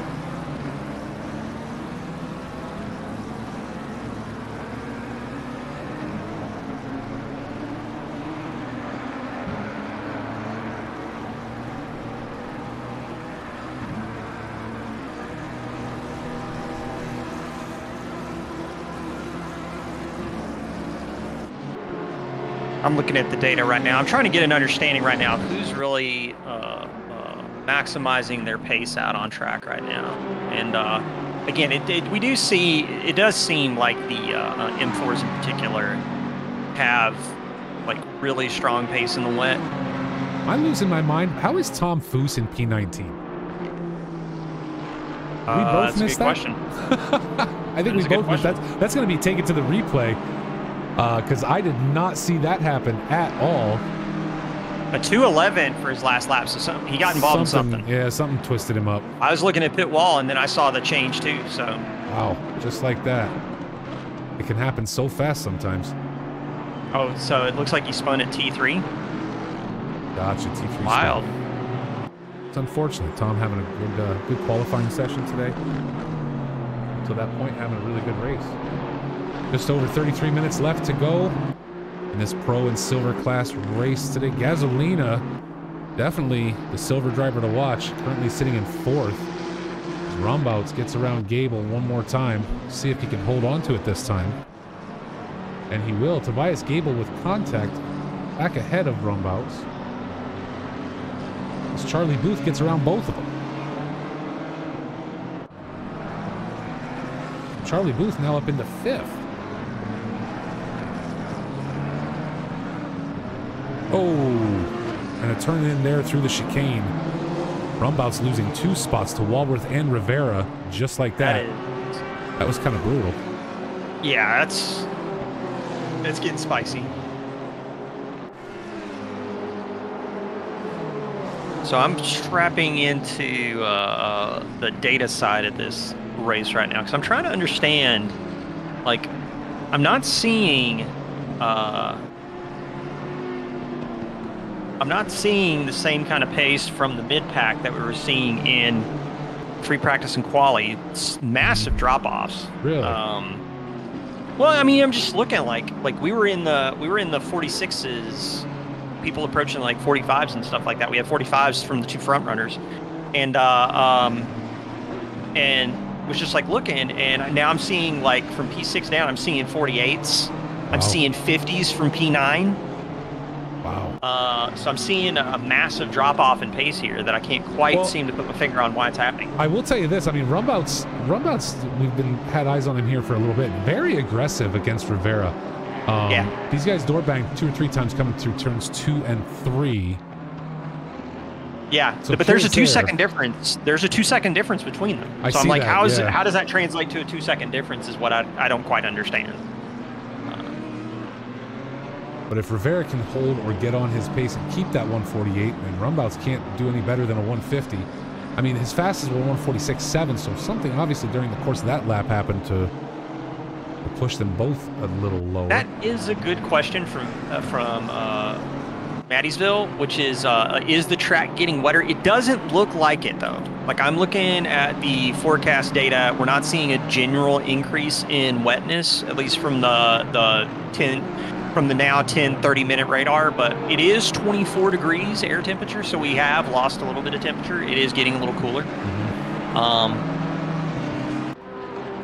But yeah, and also the one thing that I will say that it does seem to be holding over from all the sessions is it does seem like the M4s are pretty stout in these conditions.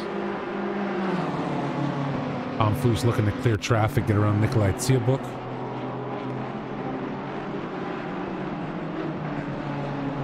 $15 minutes elapsed in this race. And things all over the place. If we look at what happened during qualifying, I mean, you know, Tom Foose was in second. Delilah Hazel captured pole today by over 2/10 of a second. Delilah Hazel now running in 21st. Tom Foose in 17th. As we keep an eye on Nikolai Tsiabuk and Nick Paquin coming up behind them. Paul Morris and Greenwood Davis. As Paul Morris takes his spot up against Davis right there in the number 139. Walworth and Kevin Rivera will continue to battle. Nate Lamlin now running this race in first. 2.8 second gap back to Anthony Anderson. Jake Wells sitting in third with Gasolina. Our highest placing silver driver so far is Gaz, sits up in 4th today. Still lots of racing to go.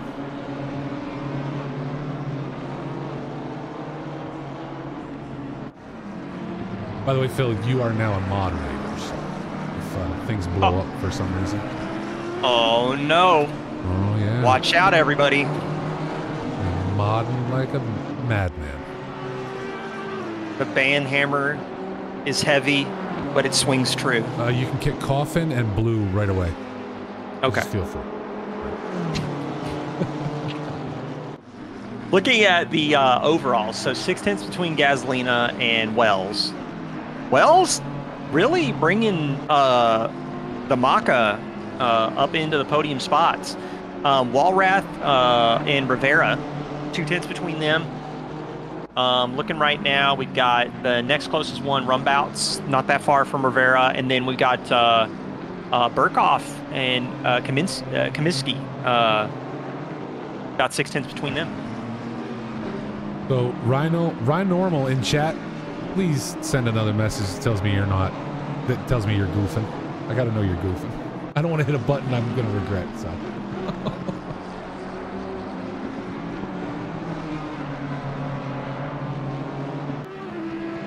You're right, Tigo. Heavy is the crown that Phil wears. Yes. And a Walrath with Kevin, like you were just talking about, Kevin Rivera, already Rumbout's right there. Rumbout's looking to make a run back after dropping these spots. We'll see how his passing goes this time because, again, very, very aggressive last time. A little bit of turn in. You know, we'll see if Rivera is able to hold his own on this one. It looks as though the pit window is opening, so we will start seeing things flip around here. So far, Louis Ricard. So thinking about pit stop strategy right now, I'm thinking you probably want to get I think the undercut's pretty strong in the wet around here. You really want to get in early, I feel, because you're gonna get back out on track. Your tire's gonna be a little bit colder. You're gonna have to get them back up to temperature in these wet conditions with the track cooling just ever so slightly, but it's enough in the wet conditions, I think, to have an impact. I'd be interested what people think in chat with the idea of the undercut in the wet around here. I think you want the longest amount of time running at the end of the race with the warmest tires you can handle. That's just my theory.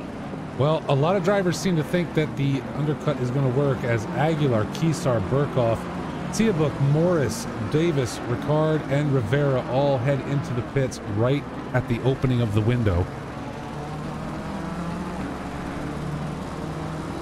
Delilah Hazel now up into P14. Of course, Delilah is still going to have to make that pit stop after receiving a drive-through penalty from the start of the race. Delilah driving angry today, no doubt.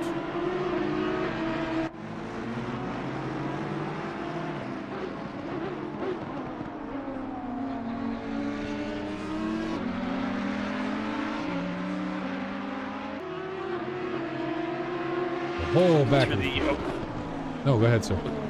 Looking through the overalls right now. The closest fight on track right now, Paquin, not far behind Hazel, but I think Hazel's got pace on Paquin. Yeah. But Gasolina, still 7/10 back from Jake Wells. Yeah, kind of. There it is. Yeah, now about 1.3, so Gaz not really closing that gap. Wells, remember, Wells our winner last week at Paul Ricard. For the pro class. Trying to keep an eye on these gaps to see, is he closing in on Anderson or not? Anderson, thus far, has basically just been able to run his race, right? I mean, we haven't seen him getting tied up in anything, no slides, no anything. Yeah. Anderson's sitting in second, and I think very happy to do so. That gap, you know, he's got about 4 seconds up to Lamlin. He's got 3.5 back to Wells. If he can just maintain his pace at this point, he should be set to take podium. It's and the thing is that with the way qualifying worked out for Jake Wells, that's a really good outcome for him. I mean, we're talking about a guy who spun in the last quarter of the race at Paul Ricard and still managed to squeak it out, if I remember correctly. Actually, let me go take a look at the pros standings. I mean, managed to put it P1 over Charlie Booth and Delilah Hazel. So with qualifying kind of not going to plan, this could be a really good outcome for Jake Wells if he can hang on to it. Lamlin, who missed Paul Ricard, looking like he's sitting in the catbird seat. I got to tell you, Lamlin is speedy. I think the only thing and he's a guy who knows how to use the M4. 100%, and that's where where the problem comes in is Lamlin can't always make it to the races, right? Yeah. Sure, real life interferes regularly like it does for most of us. And so it's a shame because I really think we, at this point, would have seen him or would see him pulling a championship for a season out, given his pace and how every time he is on track, how we see him drive. So Wells and Booth. Oh, sorry. Go ahead. I was going to say Wells and Booth now both heading into the pits. So that's going to split up that battle that we were looking at with Gasolina and Wells a little bit. Gasolina going to try and go run the overcut. Woolworth getting nailed with the drive-through penalty. I couldn't tell if that was for track limits or for speeding in the pits. Woolworth taking a tap, as you said. Rocco into the pits. Jarrett Skinner heading into the pits as well. Nate Lamlin continues to lead. Anthony Anderson in second. Gasolina now taking up third with Tobias Gable in fourth. Walrath would hit fifth. So as pit stops get cleared, we'll see these guys jockey around. Just under 23 minutes left to go today. My man Mike Burkhoff in the 74 right now, just hanging with Comiskey, not letting him get out a lot, not letting him get away, just keeping him honest. I gotta say, Comiskey won having a bit of a slower season this season too. In the last two races, we were used to seeing Comiskey. Now I can't remember if last season he was if he was a Pro-Am driver though. Yeah. Which would, I think he is. I think he got bumped, so that put him into silver. But he's still, I mean, you know, we talk about Adam Willie got the quali ban, still has to pit. Gasolina still need to pit, but really, if we look at it, it's Gasolina, Walrath. So I should take that back because Comiskey's really not doing poorly. He's third in class right now. Yeah. Taking pressure from Burkhoff, as you said. Burkhoff looking to keep him honest. But overall, doing rather well as Burkhoff takes the spot right there. So Comiskey dropping to 16th overall, but again, still running fourth in class right now. Once we see Adam Willie head into the pits and clear that. Tobias Gable and Brandon Walrath now both into the pit stop. Tom Foose heading in. Tom Foose getting himself back up into P6 before heading into the pits. And we did see, where'd it go? Nate Lamlin drop into the pits a little while ago. So Anthony Anderson now leading with Gasolina. Jason Van Weiser and Adam Willie looks like the only drivers do not have taken the pit stop yet as they start to clear. Jarrett Skinner as well. Why does Jarrett Skinner? I think Jarrett Skinner made a mistake because I'm only showing 2.8 seconds stopped. He's in right now, but I'm not showing him in the pits. I'm showing him in the pits now. Yeah, he's coming in now. He was coming in, I think, but I believe this will be his second pit stop. Yeah. So Lamlin does clear Wells by a hefty margin. Now I'm waiting to see when Gasolina is going to take the pit stop to see where he pops out in relation to Wells. Also, Anthony Anderson needs a pit. Jay Goose, the race is going good.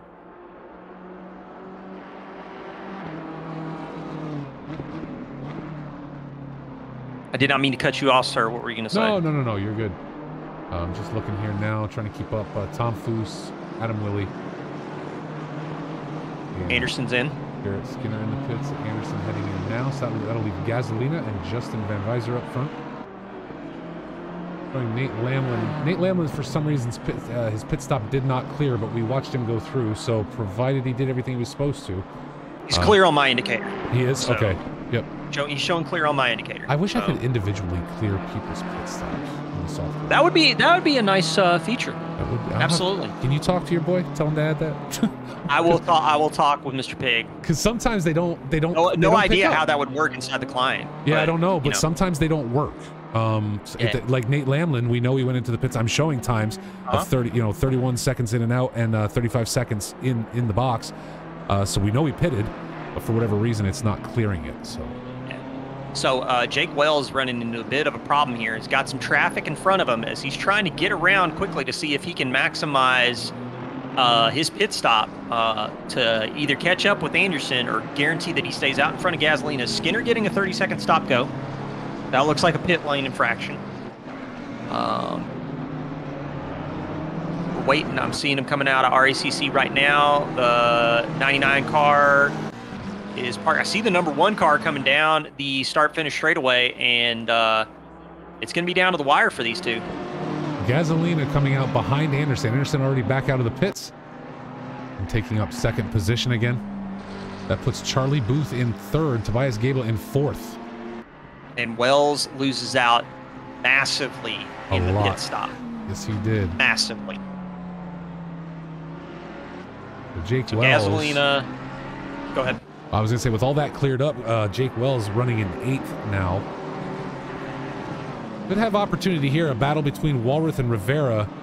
If these two can slow each other up enough, it may give Wells a chance to get a few spots up before the end of this race. Still 18 minutes left to go, so plenty of time there with only a 1-second gap.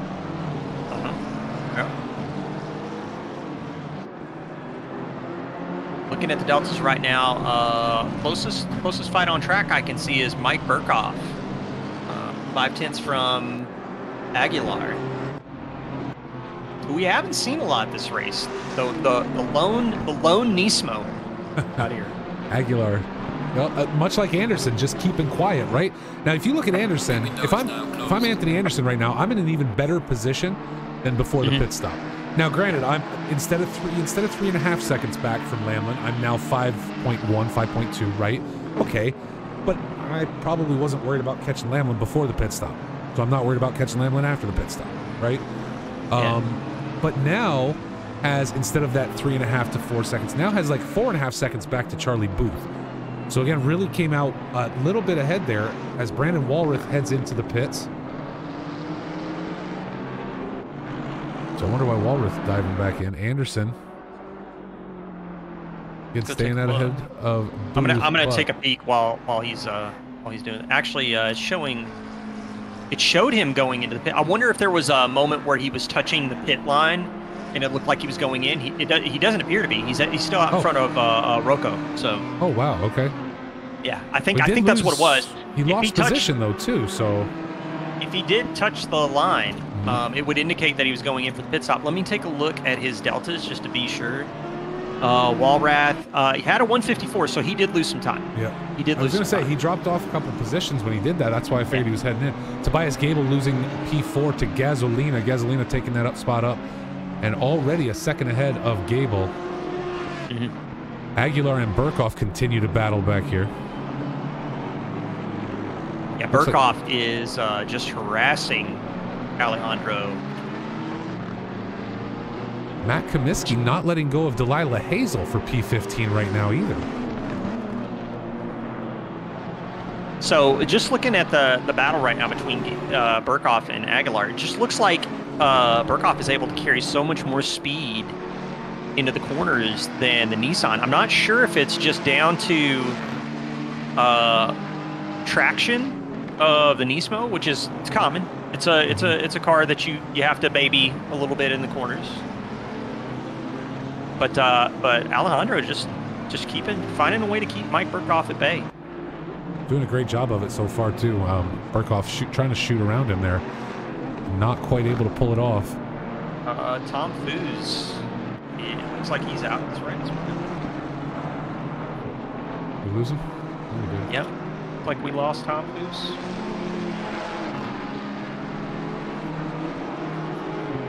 Always sad to see people quit. I mean, it's one of those things that I'll be honest with you. Like to me, it's a video game. People want to have fun playing a video game. If people are not having fun after something doesn't go the way that they had planned or the way they had hoped, and they decide not to complete the race, to be perfectly honest, I don't necessarily fault them for it. It's not something I do. It's not something I do, but yeah. No, to your point, they're welcome to do that. It's just it's a shame, you know, when people want to drop off like that. So. So Jake Wells right now, 6/10 back from Rivera, half second ahead of Rumbouts, probably not where he wanted to be after the pit stop. In fact, I haven't even taken a look at pit wall for this yet. I kind of want to see what the pit stop delta was between Anderson, Gasolina, and Wells. Because Anderson's pit stop was 109.5, Gasolina was 106.4, so Gasolina really nailing the pit stop. Very and then a 109.982, so almost a 110 for Wells. That is almost a 3.5 second delta between Gasolina and Wells in the pit stops. That is not the kind of time that Wells wants to be leaving on the table. Not at all. Looking at Rob Keesar deciding that discretion is the better part of valor, allows Delilah Hazel to slip by to take up P14. Looked like Keesar wanted to battle a little bit and then just decided better of it as she went right around the outside and got one more spot back. Aguilar continued to feel pressure from Burkhoff as they come through, but now Rivera and Wells, gonna battle down the straight. This is heating up. So he's gonna have a tighter entry, and look at the over/under here from Rivera. Catches Wells out by surprise, and he backs out of it. I don't know if he might have actually lost a little bit of traction. That might have been what happened there. But now Wells kind of smashed between two NSXs as they head towards the Repsol right-hander. Under braking, a little bit of contact between those two, but everybody kind of stays going forward. Wells looks like he's fighting for traction out of corner exit, which is not something I'm used to seeing with the McLaren. But you can even see it. You can even see on his corner exits, if you see the camera angle, he's laying down rubber. So it's kind of interesting. Tire pressures could be off. Retro Coffin could be onto something. He could be dealing with cold rears, and it could be causing the car to slide a little bit. Or he could have overinflated and then got him too hot, you know. Kevin Rivera currently running P6, going to hold on to it as Jake Wells keeps trying to close in, but he's got to watch for rumbouts right behind him. Yeah, this is all about precision in terms of nailing your corner entry, because you cannot slow the car down too much, lose too much momentum, because, yeah, you might not be able to catch the guy in front of you, but you got somebody in your rearview mirror that's looming large. As you can see there on your screen, folks, Nate Lamlin up 2 spots today. Charlie Booth having a great race, up 7 positions on the day, along with Gasolina up 5. Looks like the only one doing quite just as well is Justin Van Weiser, up 7 spots in the BMW. This race we're watching now between Rivera, Wells, and Rumbouts, all 3 of these guys down 1 spot on the day. So Rivera trying to break the draft, but Wells is still with him. Can't quite seem to shake him. So Lamlin, 6.3. Booth is 5.2 back. Gasoline is 2.5 back. The fight we're focusing in on is this battle for P6, as Wells just, like, because of a pit stop. Although, to be honest, I'm looking at the times on the average. He's pretty much around the average. It's Gasolina that kind of, like, shot out of nowhere and nailed, like, a 106. Well, you got to remember what Rivera's doing right now, too. Rivera is a silver driver. Yeah. Holding 2 pros at bay. Yes. So Rivera's having a great race. Well, I mean, also, he's got 2 spots back to Walrath. Exactly. So he's got plenty the of tune time. of like 6.7 seconds behind. So at this point, again, if I'm Rivera, I want to test my skill, right? I'm gonna dance with these guys.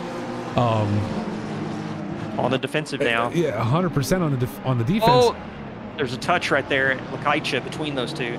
Wells had to get out of it. Rumbouts and Wells coming together.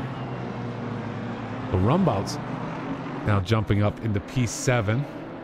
That could have gone wrong for either driver. Well, I gotta say, Rumbouts, again, that I think shows that aggressiveness today.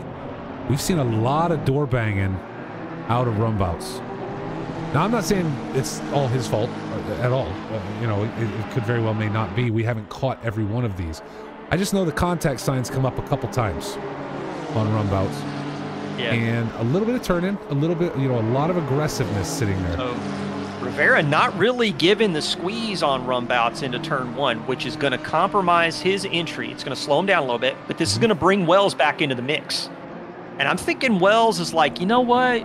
I got a little bit of your elbow when I was going into Lakaicha. I'm going to be sure to make sure I don't necessarily escort you through the corner with the same level of courtesy. But look at Rivera just holding both of these drivers at bay today. And it's going to keep Wells in it. It's going to keep Wells in it. Wells was lapping consistently in his first stint at around, I want to say 147s. If I'm taking a look, 146.8. Meanwhile, Rivera was lapping at about 147.5. So there is a pace delta between these two that's keeping this nice and tight for the folks that are watching at home. On board with Rumbouts now on the back end of Kevin Rivera. Oh, and Rivera diving a little deep there and going to let Rumbouts by. Jake Wells not quite able to clear, though. Look at that move. And the NSXs come together. And we're pushing. Wells, we push, and let's back it up and take another look from outside the cockpit. Look at that inside move from Wells. Look at this. Seizes on the opportunity. Sees that Rivera washes out. What a move Jake from Wells and Rivera. Go ahead, sir. I was just going to say, Wells takes up P6 now over Rivera and Rumbouts. Rumbouts not able to come out the winner of that, but again, very aggressive right there from Rumbouts on his behalf. I got to say, we'd have to go back and look at that again, but really looked like that's where that push was initiated. Well, the thing is, though, like I didn't see the push part. The thing that I was looking at that was interesting was Rivera was going to the outside, and it looked like there was a little bit of aero wash from Rivera. I don't know if it was because of the fact that Rumbouts had maybe he was a little bit ahead when they were going into corner entry, might have washed him out a little bit, caused a little bit of understeer. But Wells just sitting there, being patient, sees the door fling open and just walks straight on through it. Well, he got very lucky coming out of that because the other two didn't fare quite so well. So yeah, excellent move though, and decent battle up until it ended. That was fun to watch. Now Delilah Hazel on the back end of Alejandro Aguilar. So what this has done is this has put Rumbouts potentially in striking distance of Walrath in the 45. Also looking through the data, Comiskey 4/10 off of Kesar. And then you've got Rickard and Paquin 3/10 between them. Wow. Yeah, it's getting got some tight fights all up and down. Yeah. Well, that's, we talked about it on Recovery Drive a few weeks ago, and one of the things I've noticed is, the first few seasons, and I don't, we have some returning drivers. We also have some new ones across the seasons. You always do, right? Yeah. One of the things I've noticed in the last year and a half of doing Box3 and covering these races is we went from having, during the course of a 45-minute race, you're going to have some battles, right? There's always going to be a few battles, especially up front. We know that. And Delilah Hazel doing some swerving and backing off Aguilar for some reason. We'll see what that's about. Maybe trying to get a little warmth in. Maybe the tires are cooling off on her. But anyway. Well, I mean, also it's not uncommon for the BMW to struggle for traction. I'm actually kind of surprised that Aguilar wasn't struggling for traction. Well, Hazel's in the Audi, though. Yeah. Oh, excuse me. Yeah. True. Yeah. The Audi also can struggle with that sort of thing. The thing that was actually the point that I was going for was that it looked like with the way the corner setup was, I was expecting Aguilar to be the one that came off worse in that corner, but kept it nailed down. Aguilar just understands the GTR. Get back up here with Kevin Rivera because Rumbouts and now Brandon, instead of Jake Wells, we're going to add Brandon Walworth to this mix. Rumbouts looking for a move. Going to go the inside on Rivera. This is where these guys started playing last time. The NSX challenges, they go head-to-head with each other.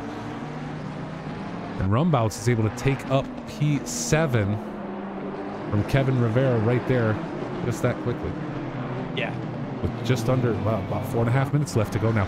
But as I was saying, the earlier seasons, and I would say even up to last season, and I don't know if it's that the drivers have gotten better. I don't know if it's that we have different drivers. I don't know if it's that our classification system has gotten tighter, as because now we do the qualifications with you got to run 3 clean laps and set your times on 2 tracks before every season, and then you get classified into Pro Silver, Am, or Pro Am. So I don't know what is happening, but what I will say is I'm so glad you're here, sir, because this job is much more difficult now than it was, say, 2 seasons ago. Well, because 2 seasons ago, you would have those starter race battles. Everybody's wicked tight for about 3 laps, maybe up to 10 laps. So, you know, the first 10 minutes, maybe 12 minutes of a race. After that, everybody got so spread out that there was no battle. There were no battles happening. There was nothing to watch. There was nothing to focus on. Now it seems like we have battles from the start until the end of the race. It's very rare to have those lulls that last for very long anymore. Yeah, it's a lot to keep up with. It's a lot of fun. I'm having a blast being here. I'm having a blast calling the race with you. I'm having a blast really watching drivers with this level of skill on track. It is something that, you know, I've been fortunate enough to watch a lot of fast people race, and to get to continue to do it here for season 5 has been an absolute it's been an absolute joy. We got so many close fights in this race, man. You got 5 tenths between Walrath and Rivera. You got 7 tenths between Rocco. He's right behind, waiting to clean up after whatever mess occurs. Now and then you got Kaminsky and Kizar, Morris and Packlin. Just got so many close fights. Paul Morris just looking for his opportunity to get around Packlin in that Audi. Front of that Audi not looking healthy at all. Wow, Nick Packlin getting wrapped up in something during the course of this race. Yeah.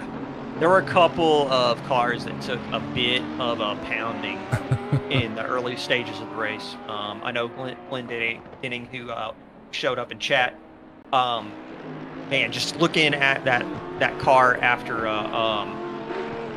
I think it was lap 1, I was just like, wow. I don't know what happened here, but it did not end well.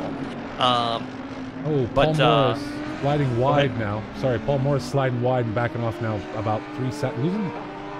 Losing about 3 seconds off the back of Nick Packlin coming through the chicane. And that will stop that one. Again, Nate Lamlin leading now 8.4 seconds back to Anthony Anderson. Anderson holding off Charlie Booth. That gap has not changed a whole lot. Now about 5.5, 6 seconds. Gasolina. What? I was going to say Gasolina, though. I don't know that he's going to have enough time. Only 1:15 left, but he really tightened down. Okay. If this race for another 15 minutes, I'd say we were going to get a battle between Charlie Booth and Gasolina. Yeah, and Gasolina's going to be gonna really try and hang on. Going to try and come away with this race with top points in classification, because that drive-through at Paul Ricard really cost him some good points coming into this round. So if he can just hang on, come away with 55, go into round 3 at Brands Hatch, see what he can do. M4 should be pretty strong around there, and yeah, so he's just sitting in a good spot right now. 6 tenths back from Booth. Well, not bad. It was just now down to about 3 tenths, and why we've come on here on camera now, because it's opened back up. He's now about a second back, but it looks like Gasolina is going to make a push in this last lap. Gasolina is somebody who doesn't really hold back. I don't know if that's necessarily to his detriment, but he wants that podium. But it's gonna be it's just fun. It's just fun to watch him. I got to race with him last season in the Box 3, race alongside him, or against him at the Bathurst finale last season, and it was a lot of fun. It was a lot of fun. Super good competitor. Love to watch him race. Race is hard but clean, that's for sure. Holds it down. So and soloed that race, by the way. Wow. Let's look at. So we got 3 tenths. This is the closest battle on track right now. I'm just kind of curious how this is all going to shake out for Rivera and Walrath. Also, actually, Walrath kind of losing a little bit of pace to Rivera. Rocco's starting to catch back up. 6 tenths between them right now. Actually, they're starting to compress again, so down to 8 tenths, 4 tenths respectively. It's starting to get pretty tight in this battle for P8. Well, Nate Lamlin is today's winner. Anthony Anderson crosses the line in second. Looks like Charlie Booth will hold on to take third. Gasolina in fourth. Let's jump back to that P8 race right now. Tobias Gable round out the top 5. Good run from him today.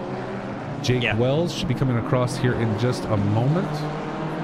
sixth is probably not necessarily the points that Jake Wells wanted to walk away with, but given the kind of scrap he had to go through the second half of this race to get... Wow. Let's back. Hold up. Sorry to interrupt you, man, but Justin Van Visor, Delilah Hazel through, and Van Visor turning in hard through the chicane on into Hazel.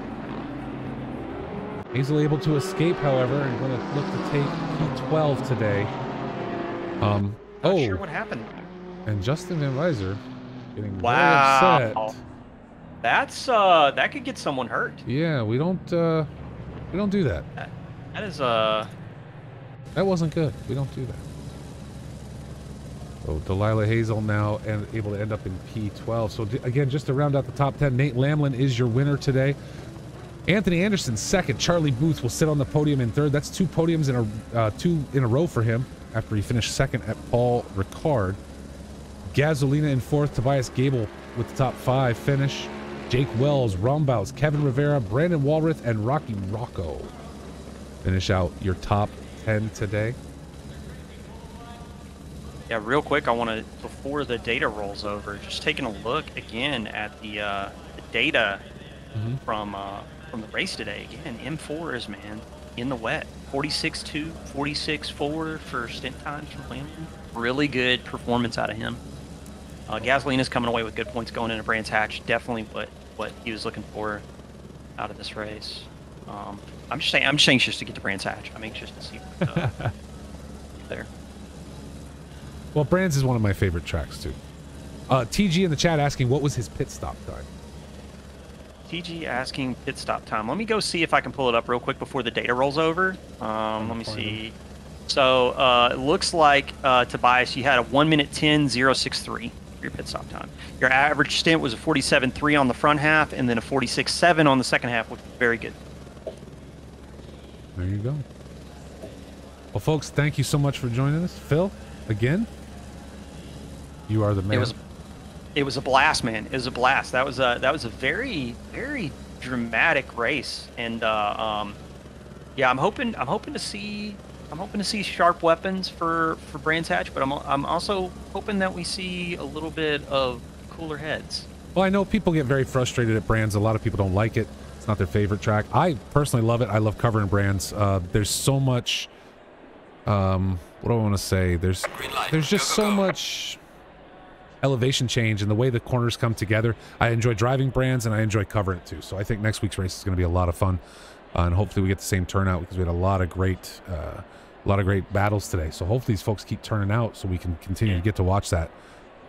One thing, if I could offer some opinions to chat real quick before we sign off. I understand our Kane that might have been considered a late move from Hazel at the RACC chicane. That's something for the stewards to decide. But to then go and hit a driver who's stationary, who might be using a direct drive wheel. Yep. I mean, I've known people personally who have gotten physically harmed, who've had to have surgery because of stuff like that. So, like, that's why you don't do that stuff. Like, you just don't do that stuff. Yeah. No, I agree. And to your point, the stewards, you know, if there's a stewarding report to be made, the stewarding report will be made. The guys go through them every week. We have a great stewarding team. They get through them as quick as they can. They apply the penalties fairly and with neutrality. So I'm not worried about that incident, and nor should anybody. That's actually the second time. I will say that's not the first time that we've seen that happen, where something, and maybe it was at Barcelona last season. I can't remember, but I swear it was at Barcelona. Same thing, coming through the chicane on the last lap. Someone turned in, or there was an incident, and the next thing you know, right at the start-finish line, they decided to plow them. And yeah, it's not good because, as you said, it can literally, if they're just sitting there going, you know, oh, thank God my race is over, and then all of a sudden this happens. I mean, pulled muscles, broken fingers. It's it can be brutal. So everybody just stay on track and have fun together. That's all it takes. Yeah, that's it. That's all we're here for. So, Phil, thank you so much, sir. We will be back next week for Brands Hatch. My name is Adam Thursby. He's Phil Millwheat. Phil, what's your Twitch? Are you still streaming on your channel? I mean, I'm streaming on Webcakes occasionally. Mostly stream on 949 when I get to race with the guys. But if people just want to follow me, just call me out. Just add me in Discord. Perfect. Yeah, get over and talk to Welp. He'll be sure to tell you everything. And actually, real quick before we go, don't forget, coming up February 18th, it's getting close, 12 hours at Mount Panorama. You're going to get to see Phil drive in that one. So that's going to be an absolute blast. Come back this Thursday evening at 8 p.m. Eastern Standard Time now. Recovery Drive Thursdays kicks off. We do a race review. Phil, you're welcome to join us, by the way, if you're ever around. I don't know if you're racing or doing something else. We do a rig roast. We talk about the upcoming race. So this week we'll be talking about this one, and we'll also be talking about the upcoming Brands Hatch race. I want to get you guys to roast the rig one time, so you There you guys go. can make fun of my massive like rat's nest of cable. Perfect. We'll do it. Don't worry about it. Box3 Motorsports at Xbox on Xbox continues their season. Just hit up Donington Park yesterday, and they are back at Imola next week. So if you're an Xbox driver, be sure and join us for that. And Season 5 continues next week at Brands Hatch. So by all means, keep coming back to the channel. You'll be able to watch it here, or you should better yet, exclamation Box3 in the chat, get you over to the Discord, and come and join us on track.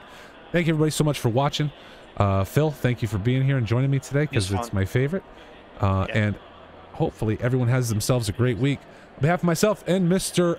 Phil Milwee, everybody, again, have a great week, and we'll see you Thursday night and next Sunday.